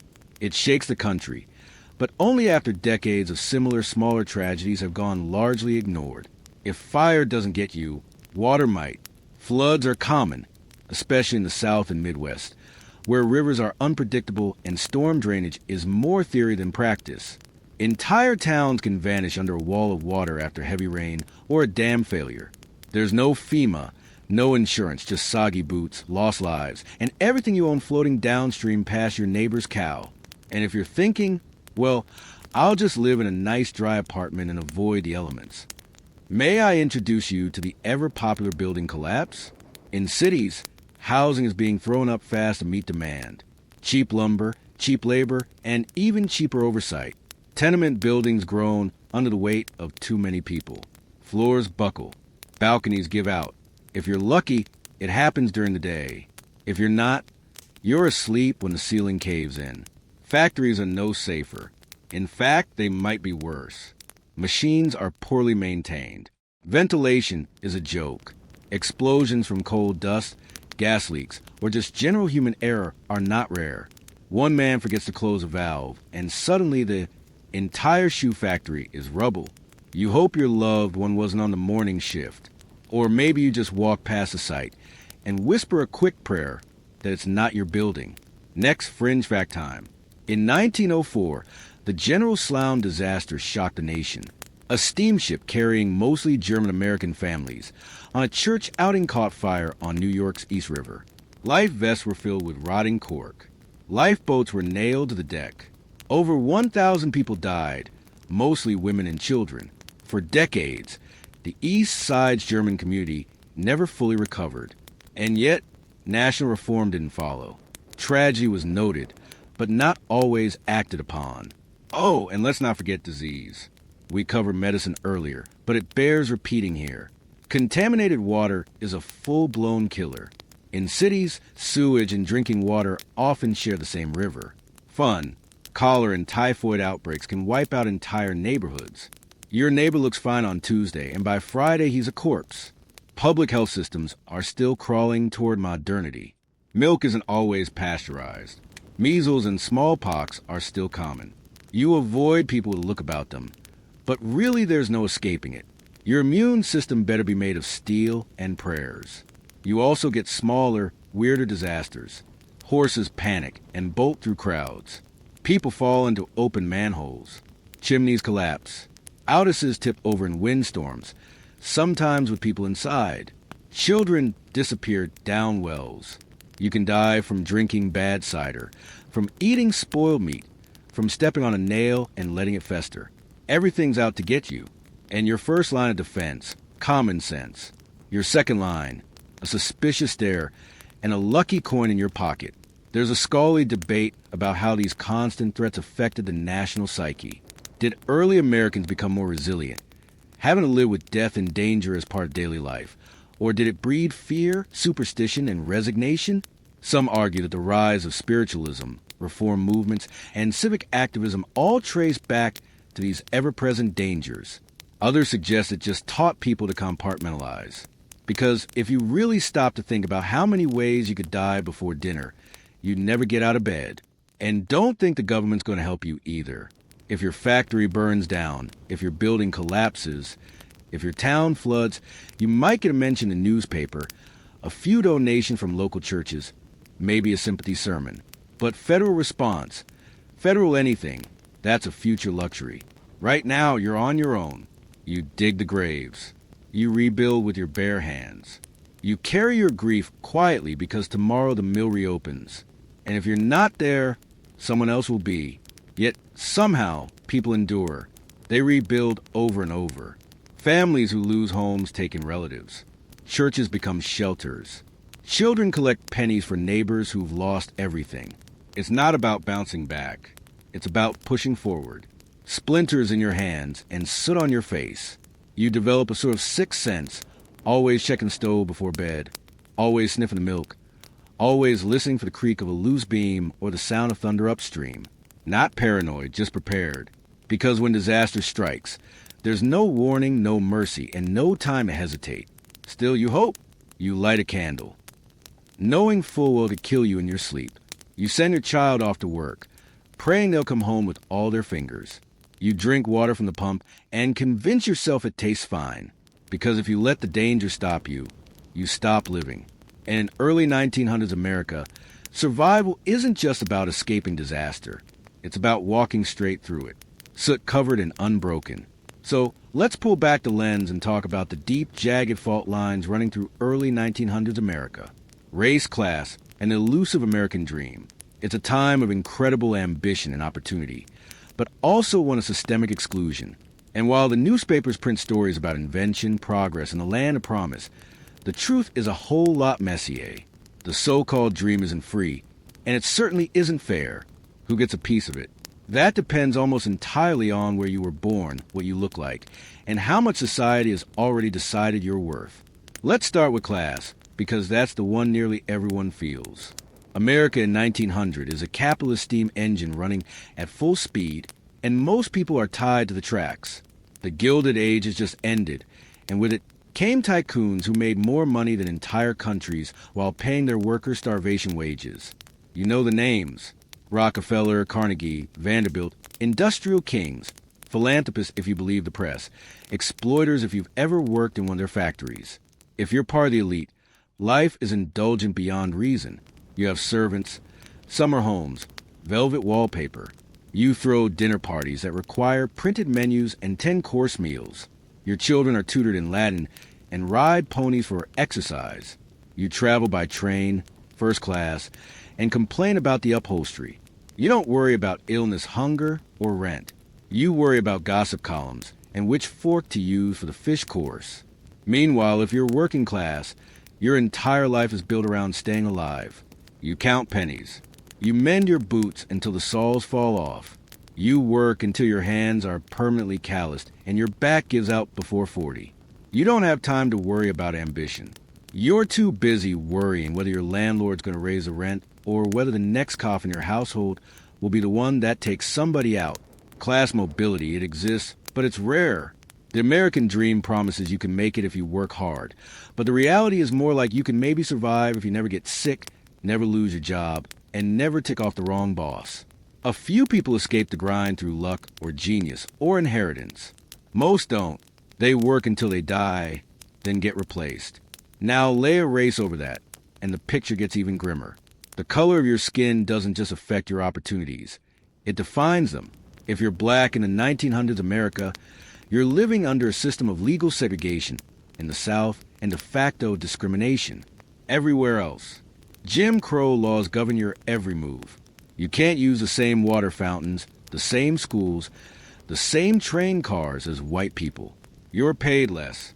You're denied loans. You're excluded from unions. And if you protest, you might not live to tell the story. Lynchings aren't just common. They're often public events attended, like twisted festivals. The press rarely reports the truth, and the law almost never intervenes. Despite that, black communities endure and even thrive where they can. Churches are strongholds. Black-owned businesses, newspapers, and schools begin to carve out space. Families support one another in tight-knit neighborhoods. Leaders like Booker T, Washington, and Webb Du Bois emerge, offering different visions for advancement. One focused on vocational education, the other on political and academic equality. The debate between them becomes a cornerstone of early 20th century black politics. It's not just a disagreement. It's a reflection of how limited the paths to progress really are when every road is a fight. If you're Native American, the situation is somehow even more tragic. Your land has been taken, your people forcibly relocated, and your children placed in boarding schools meant to strip them of their identity. You're not yet considered a citizen. You don't get to vote. You are, in the eyes of federal policy, a problem to be managed, not a people to be respected. And yet, tribal cultures persist in quiet resistance, in language, in ceremony, in memory, its survival under siege. If you're Asian, especially Chinese or Japanese, you face exclusion, scapegoating, and outright bans on immigration. The Chinese Exclusion Act has made it almost impossible to bring family over or gain citizenship. You work the hardest jobs for the lowest pay, and you're blamed for economic problems you didn't create. White Americans call you unassimilable while simultaneously relying on your labor to build railroads, cook meals, and clean hotels. And then there are the new waves of European immigrants, Italians, Jews, Poles, Greeks, despised by earlier immigrants who now see themselves as the real Americans. These newcomers are mocked, attacked, and shoved into the worst housing and jobs. But their skin color gives them an edge others don't get. Over generations, they'll become white at great cost. But in 1900, they're still seen as foreign, suspect, and inferior. Fringe fact, scientific racism is a very real and very respected field during this time. Educated men in lab coats are out here measuring skulls and writing treatises on why some races are biologically superior to others. It's fake science, obviously, but it's used to justify everything from segregation to sterilization. Yes, forced sterilization programs targeting poor women, especially women of color, begin taking root during this period under the banner of eugenics. And here's where the scholarly debate kicks in. Was the American dream ever truly meant for everyone?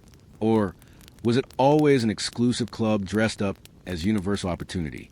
Some historians argue that the dream was aspirational but corruptible, a good idea twisted by greed and power.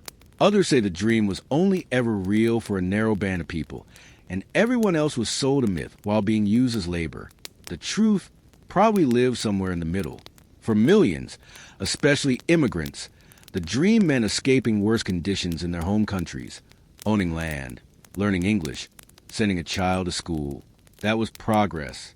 Even if the system was rigged for black families, fleeing the terror of the Deep South, moving north meant a small measure of freedom. Even if they traded one kind of oppression for another, the dream for many wasn't wealth.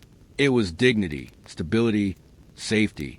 But still, the latter was there, and most of it was missing rungs. The climb was hard, and some were told not to climb at all. And yet people did. They organized. They marched. They published. They built schools. They formed unions. They passed down stories. They fought for their children to have more than they did. Even when the system said no, they found a way to keep hoping for yes. Because the American dream wasn't just a promise. It was a challenge. And no matter how rigged the game was, no matter how often the rules changed, people kept playing. They still do. So, let's crack open the national brain of early 1900s America and take a long, slow look at what people actually believed. not just in terms of religion or superstition, but in politics, science, society, and how the future was supposed to unfold. Because behind all the soot and corsets, this is a time when Americans are trying to make sense of a rapidly changing world. The pace of progress is dizzying, and everyone's got an opinion, some rooted in optimism, others in fear, and many in the kind of logic that today would get you laughed out of high school debate club.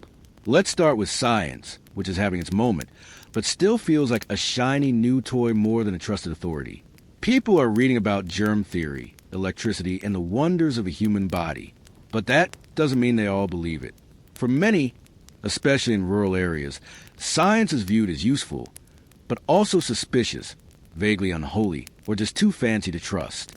Medicine is still mostly homegrown. Electricity might give you headaches. Vaccines, controversial pasteurization, sounds like witchcraft. You'll hear plenty of people say, "My granddaddy lived to be 80 without all that science nonsense," while coughing into a handkerchief that definitely should have been burned weeks ago. Still, newspapers are packed with glowing tales of progress, flying machines, telegraphs, and stories about scientists who might one day figure out how to talk to Mars. The public is fascinated even when they don't fully understand what they're reading. Scientific language is seeping into daily life. Ads promise electronic treatments, vibrational health therapy, or scientifically tested beauty creams. Spoiler, most of these are snake oil in a fancy bottle. But if the label says scientific, people trust it just a little more. And then there's politics, which much like today is a mess. People believe in the Constitution, in the Founding Fathers, and in the concept of democracy, but they're also deeply skeptical of their leaders. Corruption is rampant, especially in city governments run by political machines like Tam Hall in New York. If you want a job, a permit, or just a street outside your home paved, it's not about voting. It's about knowing the right person and slipping them the right envelope. Presidents of the era are seen more as distant figureheads than everyday leaders. William McKinley, elected in 1896 and assassinated in 1901, is considered steady but uninspiring. Teddy Roosevelt, who follows, is another story, brash, loud, and beloved by many for his energy and bold ideas. People admire strength, plain speech, and action, but they also fear the federal government getting too strong. There's a real tension between wanting help, better roads, safer factories, and wanting to be left alone. Your average citizen believes government can work, but only if kept in check. This is a time of muckraking journalism where writers like Ida Tarbell and Upton Sinclair expose the rot under the surface, monopolies, unsafe May-attacking plants, child labor. People believe these things are wrong, but also kind of inevitable. Change feels possible, but also distant, wrapped in red tape and resistance. On the social front, opinions are even more chaotic. The public is deeply divided on issues like immigration, race, women's rights, and labor laws. If you're white and middle class, you might believe your way of life is the American standard everyone should aspire to. If you're a progressive, you might push for reforms, shorter workdays, better schools, voting rights for women. If you're conservative, you might see those things as threats to order, family, and tradition. One historical fact that captures this tension. In 1900, more than half the states in the U.S. still barred women from voting, and the ones that allowed it were mostly out west. People feared that letting women into the political sphere would weaken national character or distract them from their duties at home.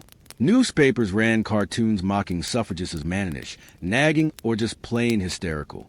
And yet the movement marched on, gaining traction because more people, especially younger ones, believe the future should look different. And then there's race, the elephant permanently parked in the national living room. Even those who opposed slavery during the Civil War didn't necessarily believe in racial equality. Many white Americans in 1900 truly believe in the concept of racial hierarchy, not just culturally, but biologically. Scientific racism is widespread and eugenics is gaining ground as a respectable intellectual theory. Public policy is often based on these ideas, quietly shaping everything from immigration laws to school funding. Fringe fact, the World's Fair 1904 in St. Louis featured an actual human zoo that displayed indigenous Filipinos and recreated tribal villages to show off the U.S.'s new imperial conquests. Attendees walked through and observed them like exhibits, convinced they were witnessing primitive life. That was considered normal entertainment for the time. Meanwhile, your average person believes a country is heading towards something big, the future. But no one agrees on what that future looks like. Some believe in technology that machines will eventually end poverty and make work obsolete. Others are terrified of industrialization, convinced it's separating people from nature and God. Some see immigration as a threat to American values. Others see it as proof of America's greatness. Some want America to be a global power. Others want it to mind its own business and stay out of Europe's mess. There's an undercurrent of optimism, but it's laced with fear. People believe in progress, but also worry that too much change will lead to collapse. They trust institutions, church, school, family, but suspect those institutions are already under attack from modernity, foreigners, or just kids reading too many novels. And religion, of course, plays a huge role. Most Americans still attend church regularly and believe deeply in Christian values. But even those are starting to fracture under the pressure of new ideas. The social gospel movement is rising, promoting the idea that Christianity should address poverty and inequality, not just preach morality. At the same time, fundamentalism begins to take root, pushing back against science, modernism, and anything that smells like change. Here's the scholarly debate. Were Americans at the turn of the century more hopeful than fearful, or the other way around? Some argue this was a golden age of belief in progress, a moment when anything seemed possible, from flying to curing disease to building a better world. Others say it was an age of anxiety, with people clinging to outdated beliefs in the face of terrifying change. Both views are valid, and the truth as usual probably lives in the uncomfortable space between. Because in 1900, belief isn't just about religion or science. It's about how you understand your place in the world, where you came from, where you're going, and whether the things you build will last. And even though the voices are clashing, the fears are mounting, and the changes are coming faster than most can process, the belief in something, a better job, a fairer government, a more just society still pulses quietly beneath the chaos. It's fragile, it's flawed, but it's there. And for millions of people, it's the only thing worth holding on to. So, you've been working, surviving, dodging fires, and navigating the social spaghetti of early 1900s America. But where are you actually living? Let's take a long, squinted look at the homes and neighborhoods of the era, from crumbling tenements to sprawling mansions.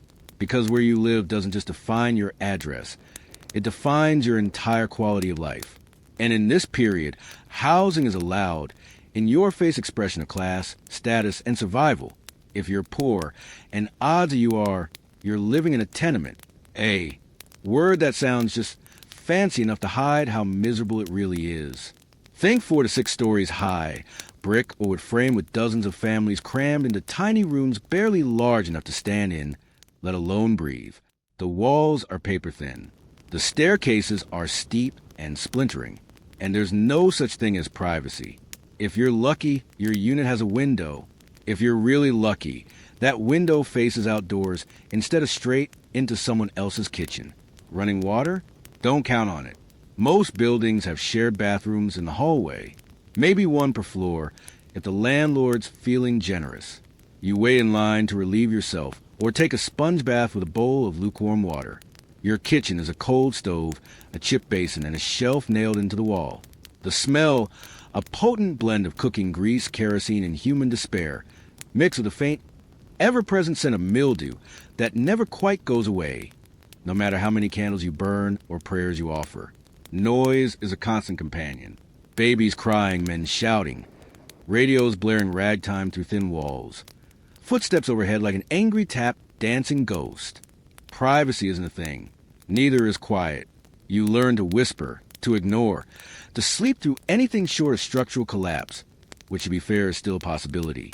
If you live in a company town, the situation changes slightly. Your house is owned by your employer, usually the local mine, factory, or mill. And while it might be a bit more stable than a tenement, it comes with strings. Your rent is deducted directly from your paycheck. The store you buy food from, also owned by the company and conveniently overpriced. Your neighbors all work the same brutal job, and management lives up on the hill in a much nicer home with actual siding and maybe even painted shutters. You can be evicted for speaking out, organizing, or missing work. It's not just a home, it's a leash. But let's say you've made it to the middle class, a teacher, a shop owner, maybe the manager at the textile mill. You live in a modest but dignified house, usually a row home in the city or a folk Victorian in the country, painted with siding, a porch with carved railings, maybe a garden patch if you have space. Inside you have a parlor, the fancy sitting room no one's allowed to mess up, a kitchen, a couple of bedrooms, and a small bathroom if you've recently upgraded from the outhouse. Your furnishings modest but meaningful, a rocking chair handed down from your mother, a photograph you saved up for, curtains that are clean even if they're patched. You might even have framed photographs on the wall, family portraits, eyes all fixed straight ahead like they're staring down time itself. This home, though humble, is your fortress. You mop the floors every week. You polish the banister. You hang lace doilies everywhere, because somehow they're supposed to mean you've made it. And then we arrive at the other side of the spectrum. Mansions built by robber barons, real estate mogul, or industrial tycoons who treat architecture like competitive sport. These are castles, basically. Multi-story behemoths with marble staircases, crystal chandeliers, imported rugs, ballrooms that no one even uses except for holiday parties.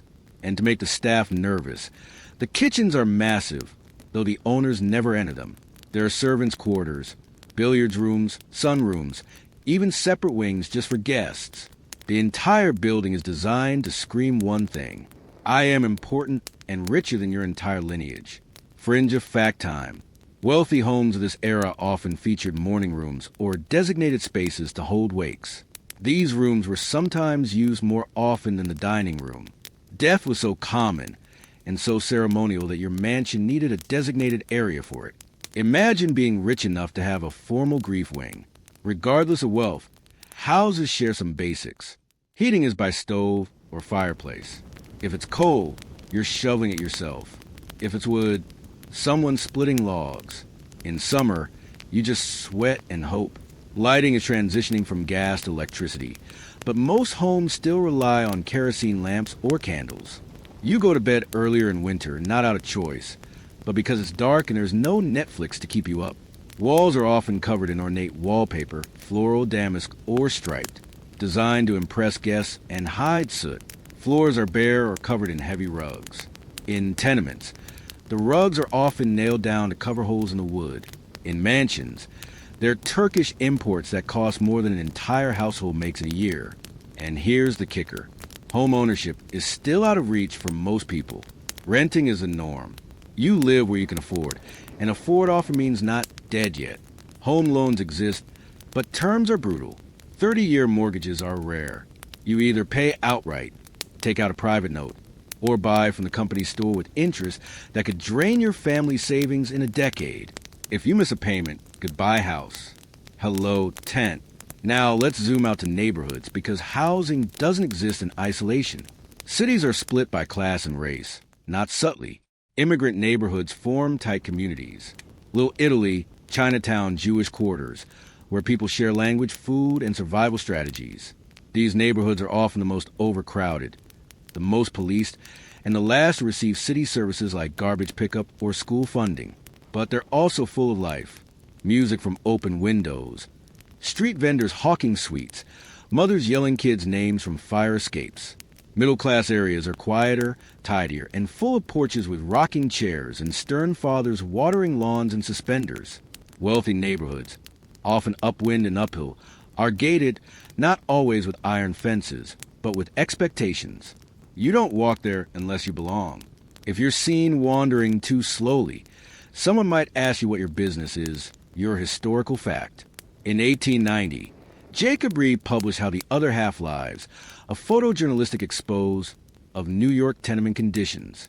The book shocked the middle and upper classes into realizing that poverty wasn't just abstract. It had a face, a smell, and an address just a trolley ride away. It sparked some reforms, but also a fresh wave of moral judgment about how the poor chose to live. Here's the open debate. Did early housing reflect a natural social order, or was it artificially rigged by policies, discrimination, and exploitive landlords? Most historians today point toward the latter. Redlining, restrictive covenants, and zoning laws may not be official policy yet, but the groundwork is already being laid. Neighborhoods are designed to keep people in place economically, socially, racially. Mobility is possible, but the stairs are steep, slippery, and someone at the top is always stepping on your fingers. Still, your home is yours, however humble. It's where you cook, cry, celebrate, and hope. You hang a quilt on the wall. You sweep the steps on Sunday. You water the tomato plant in the windowsill and pretend it's thriving. Because in the end, even in a time when comfort is scarce and walls are thin, a home is more than shelter. It's a claim to dignity. It's proof that you're still here, still trying, still carving out your place in a world built to keep you moving, but never settled. All right, let's put down the coal shovel and lace up our imaginary walking boots. It's time to take a trip. Not a metaphorical one, but a literal look at how people in early 1900s America actually got from point A to point B without losing their minds, their teeth, or their luggage. Travel in this era isn't glamorous unless you're absurdly rich. For most people, it's a bumpy, dusty, loud, smoke-filled affair where you're grateful just to arrive in one piece and still in possession of your suitcase and most of your dignity. Let's start with the railroads, because if you're going any farther than across town, you're probably doing it by train. Trains are the arteries of the country in 1900. They connect cities, towns, and even the most rural outposts. You can board in New York, and with enough time and sandwiches, step off in San Francisco. It's a marvel of engineering. It's also loud, gritty, and smells like coal, old leather, and whatever your seatmate brought for lunch. The train classes are where things really get spicy. If you're wealthy, you're riding in a Pullman car complete with velvet seats, gaslighting, and liver-eyed porters who smile while secretly resenting everything about your luggage and your attitude. There's a dining car where you eat on real china with silverware that could double as heirlooms. You sip tea. You read the newspaper. You complain about the coffee while the Midwest flashes by your window like a sepia-toned slideshow. If you're not wealthy, and let's be honest, that's most of the population, you're riding in third class. Hard benches, crowded aisles. Your feet might be on a sack of onions. There's no dining car here. Just whatever you packed yourself or bought from a vendor yelling through the window at each station stop. Your trip might take days. And sleep comes in stolen half hours as a train lurches through mountains, deserts, and towns that smell distinctly like livestock. But despite the discomfort, train travel is revolutionary.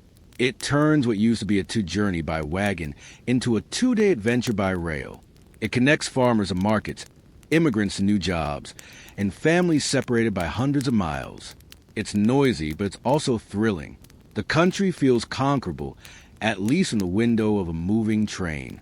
If you're staying closer to home, streetcars and trolley are your best bet. In cities, these run on electric lines, clanging their bells as they rumble down streets crowded with horses, pedestrians, and a truly irresponsible number of unattended children. Streetcars are cheap, just a few cents, and mostly reliable, unless there's a strike, a derailment, or a horse falls into the tracks again. You jump on from the rear, drop your coin into the conductor's box, and find a seat next to a sweaty stranger holding a fish in a sack. And yes, there are cars, but not many. In 1900, there are only about 8,000 automobiles in the entire country. They're rare, expensive, and basically glorified lawnmowers with leather seats and a death wish. Roads are mostly dirt, so you're guaranteed to get stuck, especially after rain. There are no traffic laws yet, which means people drive however they want. Fast, slow, or with a cigar in one hand and a goat in the passenger seat. Here's a historical fact. In 1903, Horatio Nelson Jackson became the first person to drive a car across the United States, San Francisco to New York, in a journey that took him 63 days, cost him $8,000, and required endless repairs, borrowed tools, and a bulldog named Bud who wore goggles. America was fascinated, but most people still preferred a good horse. Ah, yes, horses, the original Uber. They're still the backbone of transportation in rural areas and small towns. You ride them, pull carts with them, and tie them up outside the general store. They're strong, reliable, and have much better instincts than your average 1900s motor car. But they're also expensive to feed, prone to illness, and, well, messy. Streets are ankle-deep in manure in many towns. It's not just a nuisance. It's a public health issue. You dodge the piles like a strange urban ballet, praying the soles of your boots hold up. If you don't own a horse, you can hire one along with a buggy, usually operated by someone who drives like they're fleeing a fire. Rural travel is unpredictable at best. Dirt roads turn to mud in a heartbeat. Bridges collapse without warning. You measure distance and time, not miles. It's about half a day to town if the river's not up. You plan around the weather, the light, and how cranky your horse is. For those with nothing but foot power, walking is how most trips are made. School, work, church, the corner store, everything happens within a few miles of your home, and you walk it rain or shine. Shoes are expensive, so you make yours last. You might even go barefoot in summer, especially if you're a child. Distances feel longer because they are. Everything takes time. Everything takes effort. Every trip is a commitment. And yes, there are boats, especially along rivers and coasts. Steamboats carry goods and passengers up and down major. Rivers like the Mississippi. Fryers take people across harbors and lakes. Ocean liners, meanwhile, are bringing thousands of immigrants to Ellis Island, packed into steerage, where seasickness and communal toilets are just part of the experience. You're not sailing for leisure. You're sailing for survival. Fringe fact, airplanes exist, but barely. In 1903, the Wright brothers make their first power flight. It lasts 12 seconds and covers 120 feet. That's the entire football field of air travel in 1903. So, yes, technically you can fly, but would you wanna? Probably not. Unless your idea of fun involves a homemade glider and a soft sand dune to crash into. There's also a strange little offshoot. Bicycles. The safety bicycle, which looks a lot like today's bike, is popular, especially among young men and progressive women. It's cheap, efficient, and doesn't require oats or gasoline. Bicycles give people freedom and cause moral panic. Churches warn that women on bikes are too independent. Doctors claim excessive pedaling could damage internal organs. Still, people ride. It's the quiet rebellion that no one can quite catch. Here's your scholarly debate. Did the rise of transportation in the early 1900s bring people together or pull them apart? Some argue that faster travel united distant communities and sparked economic growth. Others say it fractured local bonds, made cities overwhelming, and began the long slide into isolation by mobility. You used to know your neighbors because they were all you had. Now you can leave, and many do. But the truth, people adapt. You learn to read a train schedule. You save for a bicycle. You name your horse something reliable like Nellie or Thunder, or possibly just Horse. You learn to walk fast, dodge trolley, avoid potholes, and pack light. Travel might be bumpy, but it's possible. And in a country this big, that's all people need. The possibility of motion. Because in early 1900s America, movement isn't just about going somewhere. It's about hope, about change, about getting out of your town, your job, your circumstances. Whether it's by rail, cart, ferry, or foot, getting somewhere else means maybe your life can be different. And that belief, that's what fuels the entire journey. By now, you probably realize that early 1900s, America isn't just a sepia-toned postcard of simpler times. It's turbulent, loud, and alive with people who are sick of how things are and dead set on making them different. So, tonight we walk into the roaring furnace of the progressive era, where reformers, activists, journalists, and accidental revolutionaries are doing everything in their power to yank America forward, whether it want to go or not. The progressive era isn't a party. It's more like a controlled demolition. Things don't just get better on their own. People have to fight for it loudly, constantly, and usually while dodging actual blows. From about 1890 to 1920, this movement grows from a whisper to a full-throated scream, and the issues it tackles, just a few small ones like child labor, worker safety, women's suffrage, racial inequality, government corruption, food contamination, and whether your landlord should legally be allowed to trap rats using only wishful thinking. Let's start with the muckrakers. A term that sounds like something you scrape off your boots And honestly, that's about right. These are journalists who dig through the filth of society and slap it onto the public's breakfast table in graphic, unforgettable detail. Upton Sinclair publishes A Jungle in 1906, intending to expose the plight of immigrant workers. Instead, everyone freaks out over the rats, pus, and unidentified other things in their sausage links. The result, the Meat Inspection Act and the Pure Food and Drug Act, both signed into law that year. Moral of the story, nothing moves Congress like the image of someone's lunch trying to crawl off their plate. Other muckrakers go after oil barons, banking scandals, and crooked politicians. Ida Tarbell dismantles the Standard Oil empire with a series of articles so well-researched they read like a surgical takedown. Lincoln Steffens exposes the rot in city governments across the country, making the machine a dirty phrase. These journalists aren't just throwing punches, they're throwing fire and it sticks. But the progressive era isn't just angry writers and legislative band-aids. It's full of people who are reshaping American society from the ground up.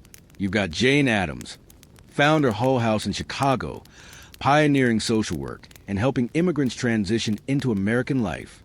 Her settlement house becomes a blueprint for community activism, education, daycare, medical care, job training. Basically everything the government should have been doing, but wasn't. If you're a woman, this is also the age when you start to break free from the domestic cage. Not all at once, but in furious, persistent pecks. The suffragists are marching, picketing, getting arrested and chaining themselves to fences. They're lobbying, protesting, and organizing like their lives depend on it. Because, in many ways they do. The National American Woman Suffrage Association is gaining power, and by 1920, their relentless push results in the 19th Amendment. But here in the early 1900s, that victory still feels impossibly far off. Let's not forget the labor movement either. The Industrial Revolution gave us railroads, skyscrapers, and horrifying death traps known as workplaces. So, unions step in, led by people like Samuel Gompers, pushing for shorter hours, better wages, and the revolutionary idea that you shouldn't lose a finger every other Tuesday. The American Federation of Labor, AFL, is gaining traction, and strikes become a normal part of life. Steel workers, coal miners, garment workers, everyone's walking out at some point. And then there's the child labor fight. In mills, mines, and factories, kids as young as 6 are working 12-hour shifts. Reformers like Lewis Hine start photographing these children, not with pity but with clarity. Dirty faces, tiny hands, eyes too tired for childhood. These images get published in magazines and newspapers, forcing a stunned public to confront the invisible army, propping up their modern lives. Laws begin to change. Slowly, not enough, but something starts. Here's your historical fact. In 1904, the National Child Labor Committee is formed. And within a few years, it's one of the loudest voices in the reform movement. They don't just criticize, they advocate, lobby, and embarrass companies into changing. It doesn't end child labor overnight, but it punches the first hole in the wall. And while the progressives are mostly middle and upper class white reformers, the people they claim to represent don't always feel represented. Working class families often resent outsiders telling them how to live. Immigrant communities push back when Americanization comes with a side of condescension. Black activists like Webb Dubois are frustrated by the movement's refusal to confront systemic racism. So yes, even as progressives preach equality, they carry plenty of their own blind spots. Here's your open scholarly debate. Were the progressives heroic reformers, saving America from collapse? Or were they privileged meddlers imposing their values on the poor and marginalized? Some historians say the movement's achievements speak for themselves. Safer workplaces, cleaner food, women's suffrage. Others argue the movement was narrow, often racist, and quick to compromise when it benefited their own class. The truth, probably both. Now, let's talk temperance because this is when the anti-alcohol crusade hits its peak. Women's groups like the Women's Christian Temperance Union, WCTU, see alcohol as a root of poverty, violence, and male uselessness. They march, they pray, some even smash saloons with hatchets. Carrie Nation, most famously. Prohibition is still a few years off, but the seeds are planted. It's less about being sober and more about being heard in a society that constantly tries to silence women. The government sensing that people are paying attention now, starts making changes, some helpful, some performative. The Sherman Antitrust Act begins breaking up monopolies. City commissions replace corrupt mayors in some areas. Public health departments are founded. The country begins to modernize, not just physically, but administratively. Bureaucracy grows for better or worse. But underneath it all is the burning question. Can America actually fix itself? Can this sprawling, unequal, half-industrialized country create a fairer, safer society without falling apart at the seams? For most people, the answer isn't theoretical. It's deeply personal. If you're a coal miner, you care about mine safety because it means you might live to see your kids grow up. If you're a mother, you care about food purity because you've seen what bad milk can do to a baby. If you're an immigrant, you want laws that protect you from bosses who see you as disposable. The stakes are real, and reform isn't some abstract idea. It's survival. Fringe fact: progressive cities began hiring sanitary inspectors whose job was to walk through neighborhoods and record everything from how clean your gutters were to whether you had too many flies buzzing around your outhouse. Yes, your outhouse. Progress had a clipboard and a nose for rot. In the end, the progressive era is like a messy house renovation. Plenty of hammers, lots of broken glass, and a constant argument over which wall to tear down next. But for all its flaws, it's a moment when people believe things can get better. Not perfect, not equal, but better. Because in early 1900s, America, for the first time in a long time, reform doesn't just feel possible, it feels necessary. The old systems are cracking. The voices are getting louder, and for once, some of them are being heard. By now, you probably figured out that in early 1900s America, childhood isn't a protected bubble of crayons, cartoons, and juice boxes. Nope. It's a full-time job, often literally. Tonight, we're crawling down into the grimy reality of child labor, where tiny hands feed massive machines. School is optional, if it exists at all, and the phrase childhood innocence is basically a sick joke told over the hum of factory belts. Let's not sugarcoat it. Children work, not in a cute lemonade stand way, in a 12-hour shift 6 days a week in dangerous conditions with no safety nets way. If you're poor, and most people are, you start working young, maybe 6, maybe 8, old enough to stand, old enough to carry, old enough to follow orders. Childhood, as we know it today, is not a guaranteed phase of life. It's a luxury like ice cream or indoor plumbing. You might start off selling newspapers barefoot and yelling headlines on a city corner at sunrise. You get paid by the paper, not by the hour. So if you don't sell, you don't eat.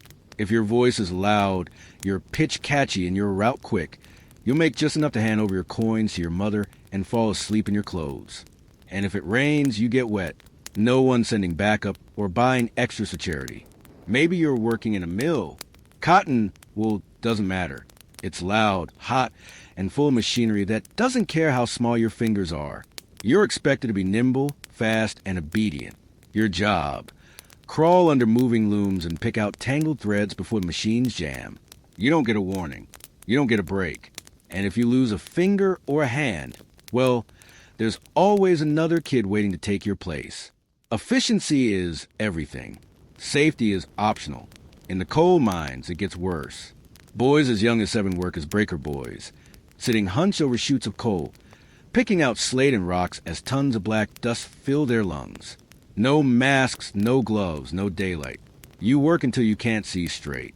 If you fall asleep at your post, you're beaten. If you complain, you're fired. And there's always another pair of hands willing to work for pennies. Here's your historical fact.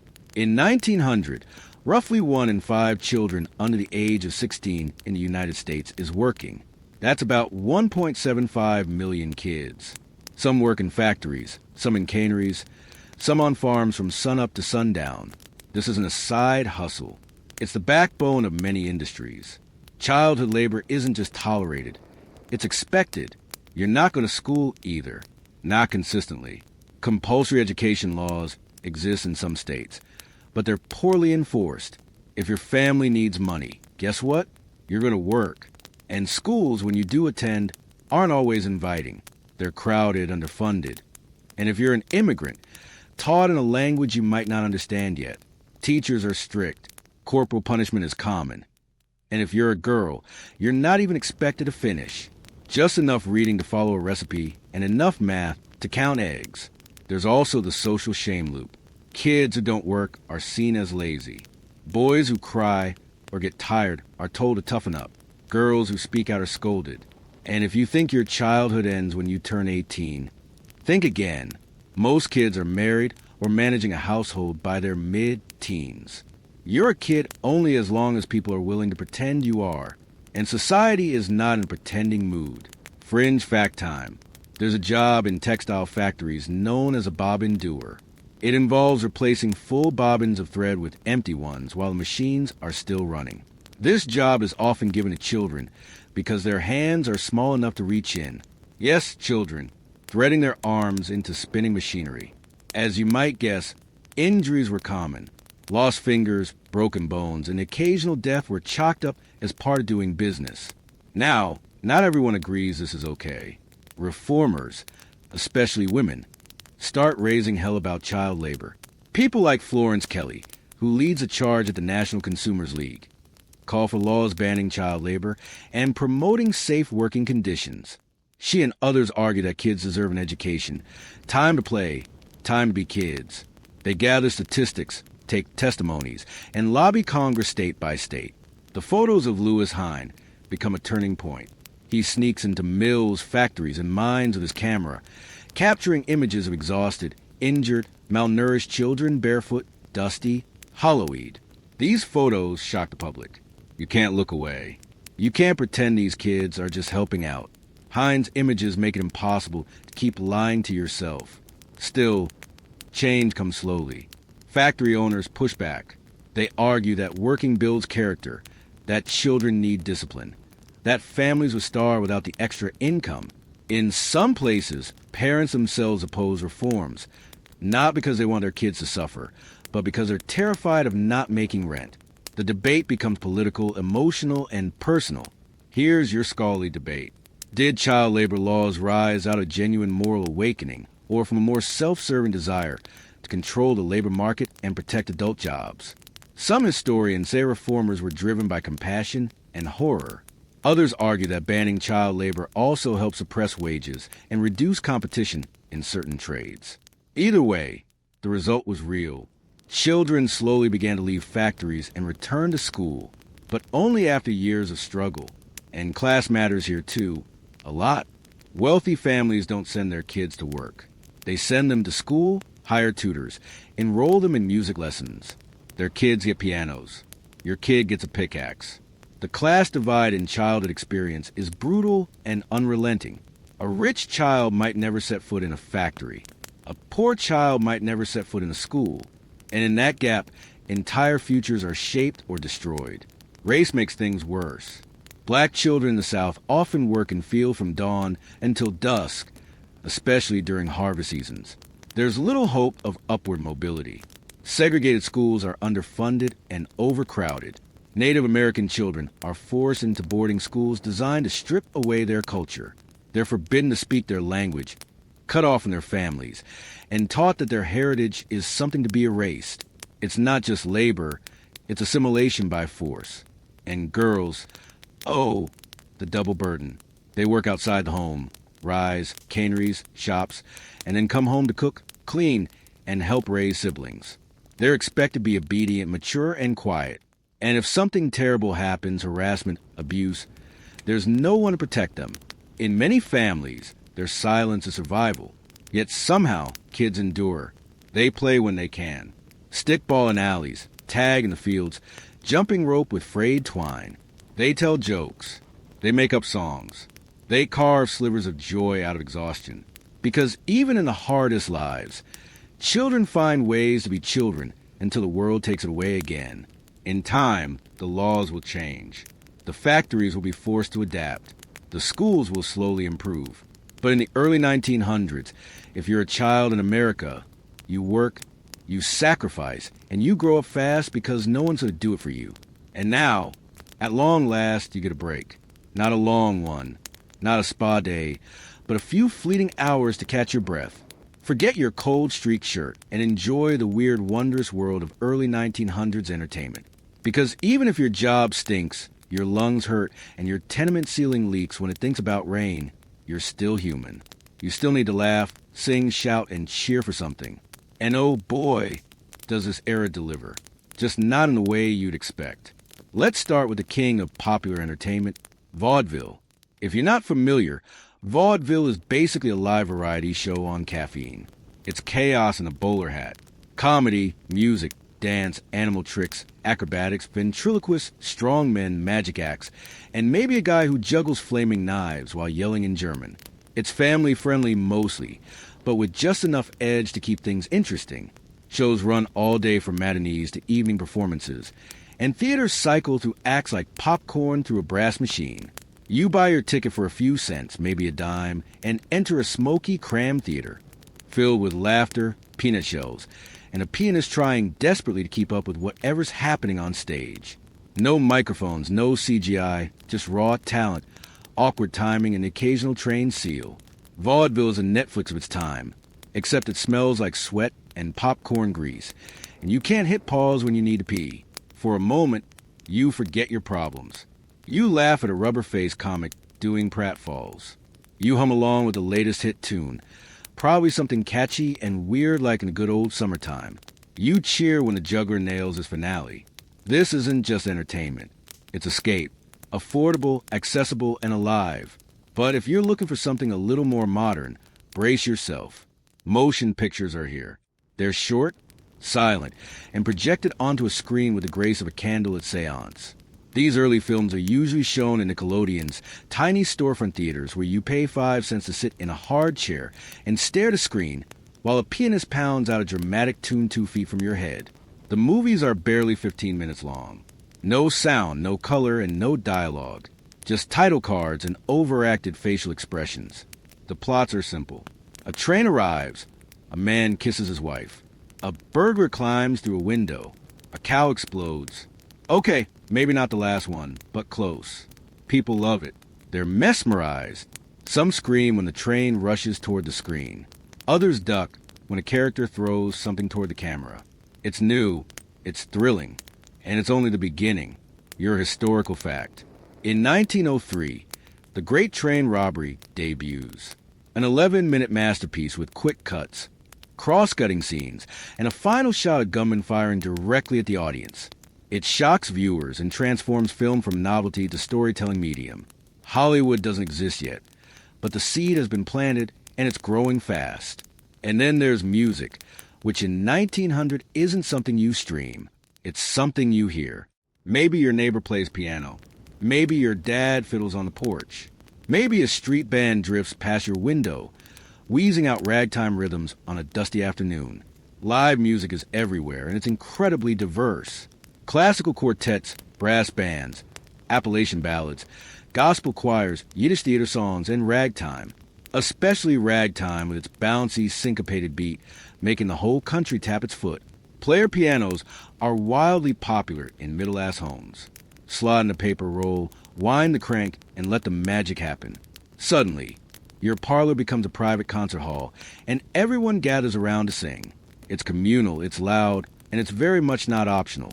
Because someone's always shouting, "Sing louder, Ma." You know, if you're feeling a little wild, you might spend a few cents at a penny arcade. Think early amusement park meets proto-casino meets extremely questionable hygiene. You've got stereoscopes, early 3D viewers, strength testers, fortune-telling machines, and mechanical moving pictures. You stick your face into a viewer and crank a handle to watch a woman dance or a boxing match unfold frame by frame. It's clunky and slightly creepy. But in 1900, it feels like the bleeding edge of technology. For those lucky enough to live near a fairground or seaside boardwalk, amusement parks are starting to make their entrance, especially Coney Island, which is a fever dream of fried food, carnival barkers, bizarre attractions, and thrilling new inventions like the roller coaster. That's right.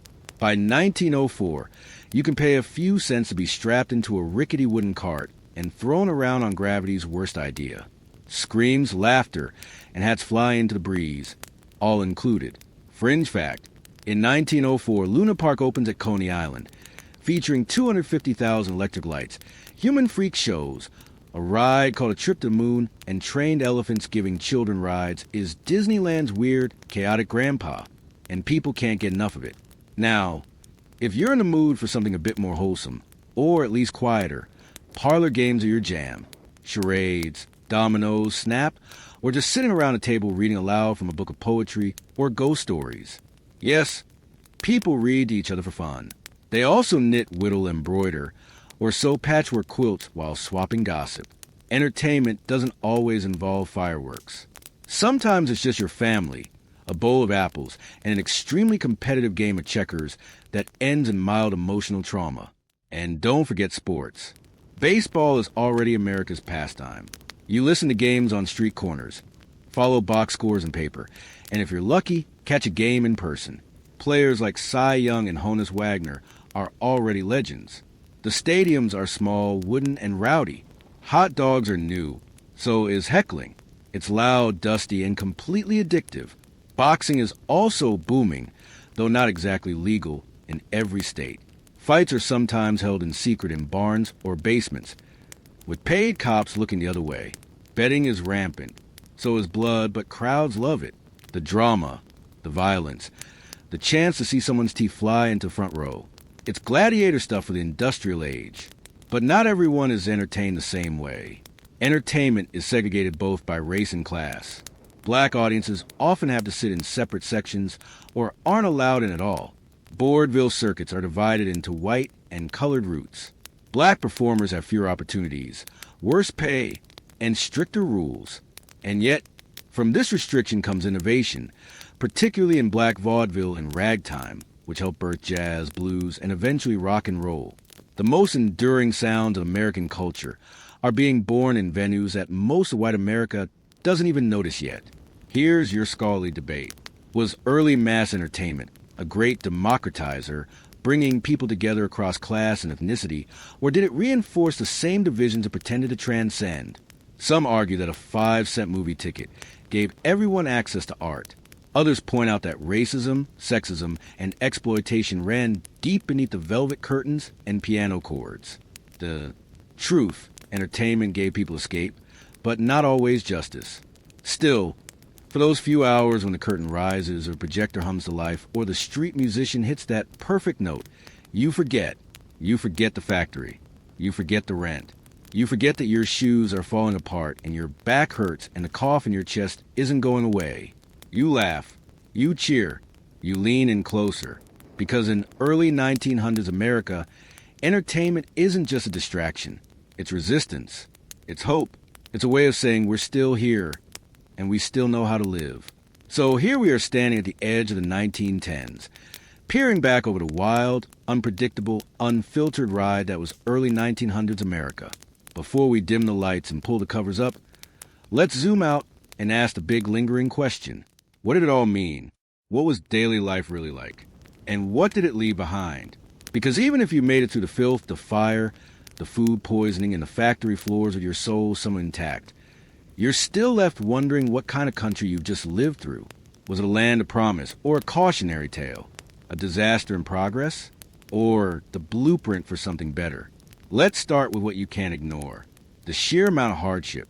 Life in the early 1900s is not easy, not soft, and not fair. You work too much, sleep too little, and live on the edge of collapse, whether that's financial, physical, or emotional. You bury children and parents far too soon. You fear illness because there's no cure. You watch your neighbors burn alive in tenement fires, drown in floods, or vanish in strikes that never make it past the front page. You grow up fast. You age early. You die younger than you should. But here's the thing. You don't give up. You adapt. You innovate. You endure in your work. You carve out pride from thankless jobs. Whether you're scrubbing floors or repairing rail ties or cooking for 20 in a boarding house kitchen, you find moments of dignity in the grind. You build skills no one gives you credit for. You save pennies, skip meals, so your own clothes, fix what breaks, and still somehow you keep others afloat. Your children, your siblings, your aging parents. You do it because there's no safety net. You are the net, and in your community. However rundown or overlooked, you find ways to survive together. Neighbors share soup, stories firewood, and hand-me-down boots. Churches offer food, shelter, and something close to hope. Immigrant neighborhoods keep old languages alive. Black communities build schools. Press newspapers start businesses despite the weight of systemic racism pressing down on every corner.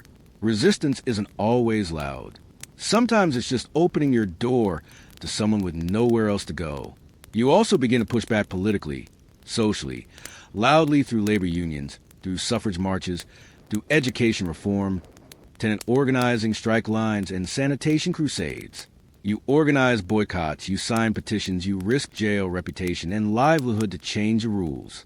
And slowly, through all the yelling and setbacks and bloody knuckles, you do. Because for all its dysfunction, America in the early 1900s is alive with momentum. It doesn't know where it's going, but it's going. Cities are growing faster than maps can keep up with. Immigrants are flooding in, reshaping culture block by block. Technology is reshaping time itself.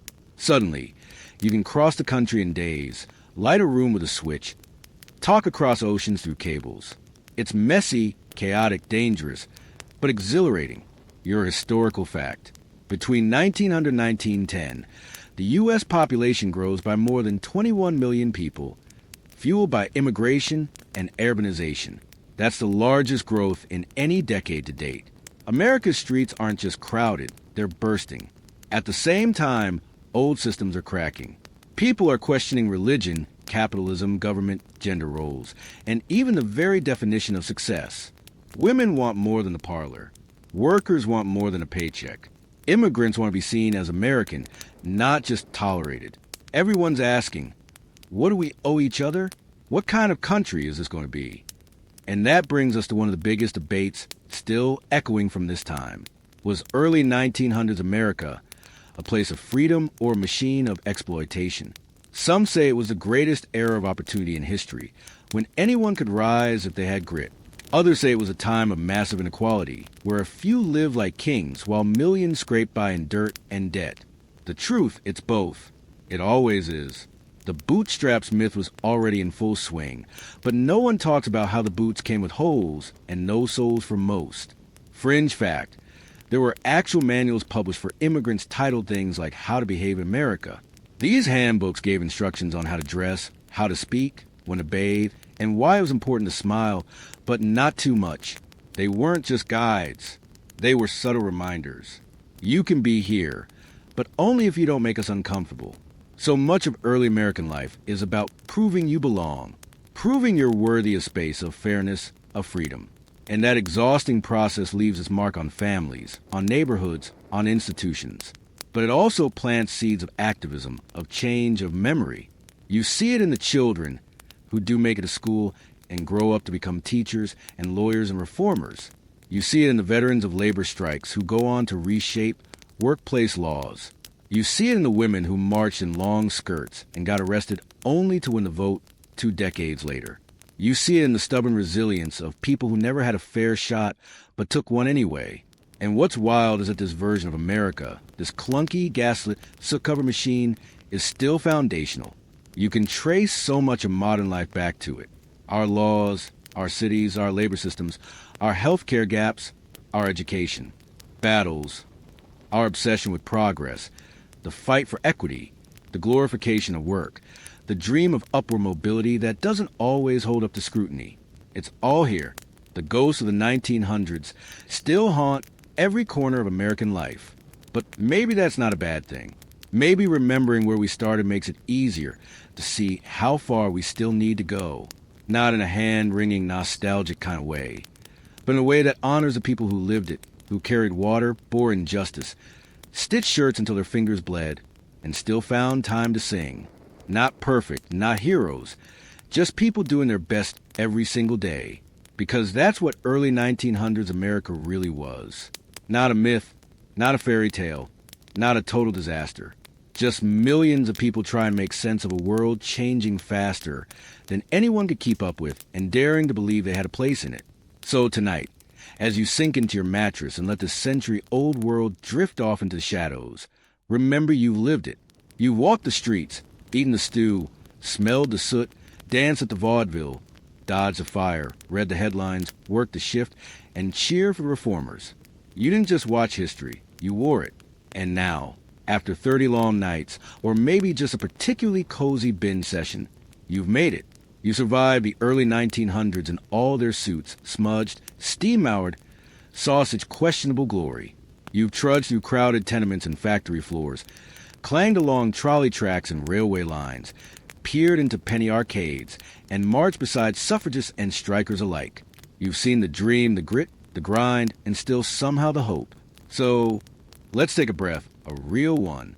Let your muscles relax a little. You've done the work. You've carried the coal bucket, mopped the floors, spooned lard into a dented frying pan, and hung your laundry with wooden pegs in a tenement alley. You've picked slate from coal chutes, chased trolley, dodged horse dung, argued politics by gaslight, and tried not to lose a limb in the spinning looms. It's been a lot, but what you've really done is taken a walk to the bones of a country learning to live with itself. A country struggling to define its values, not just in law books, but in meat markets, union halls, schoolhouses, and parlor. You've met the real people of the early 20th century. Not the ones in top hats and stiff portraits, but the ones in patched boots, frayed aprons, and muddy streets. The ones whose stories don't always get told, but whose lives held up the entire machine. You've seen that America wasn't all bad or all good. It was just human, loud, unfair, beautiful, infuriating, inspiring, messy in a way that only real life can be. And now that you've lived a piece of it, maybe it makes a little more sense why we are the way we are now. Or maybe it doesn't. But at least now you've got the context to know what we're still carrying and what we ought to leave behind. So, here's to the millions who never made the headlines, the kids who never had childhoods, the women who never got credit, the workers who never got justice, and the dreamers who never got to see the world they were fighting to build but fought anyway. And here's to you, time traveler, for taking the journey. Now, dim the lights, let the factory fade. Let the trolley bell grow distant. Let the soot settle. And let your mind drift quietly back from 1900 to wherever you are right now. Whether that's the quiet hum of your bedroom fan or the last flicker of a screen in the dark. History isn't just about remembering. It's about feeling it, breathing it in, and carrying a little piece of it forward. So, thanks for walking with me. Sweet dreams.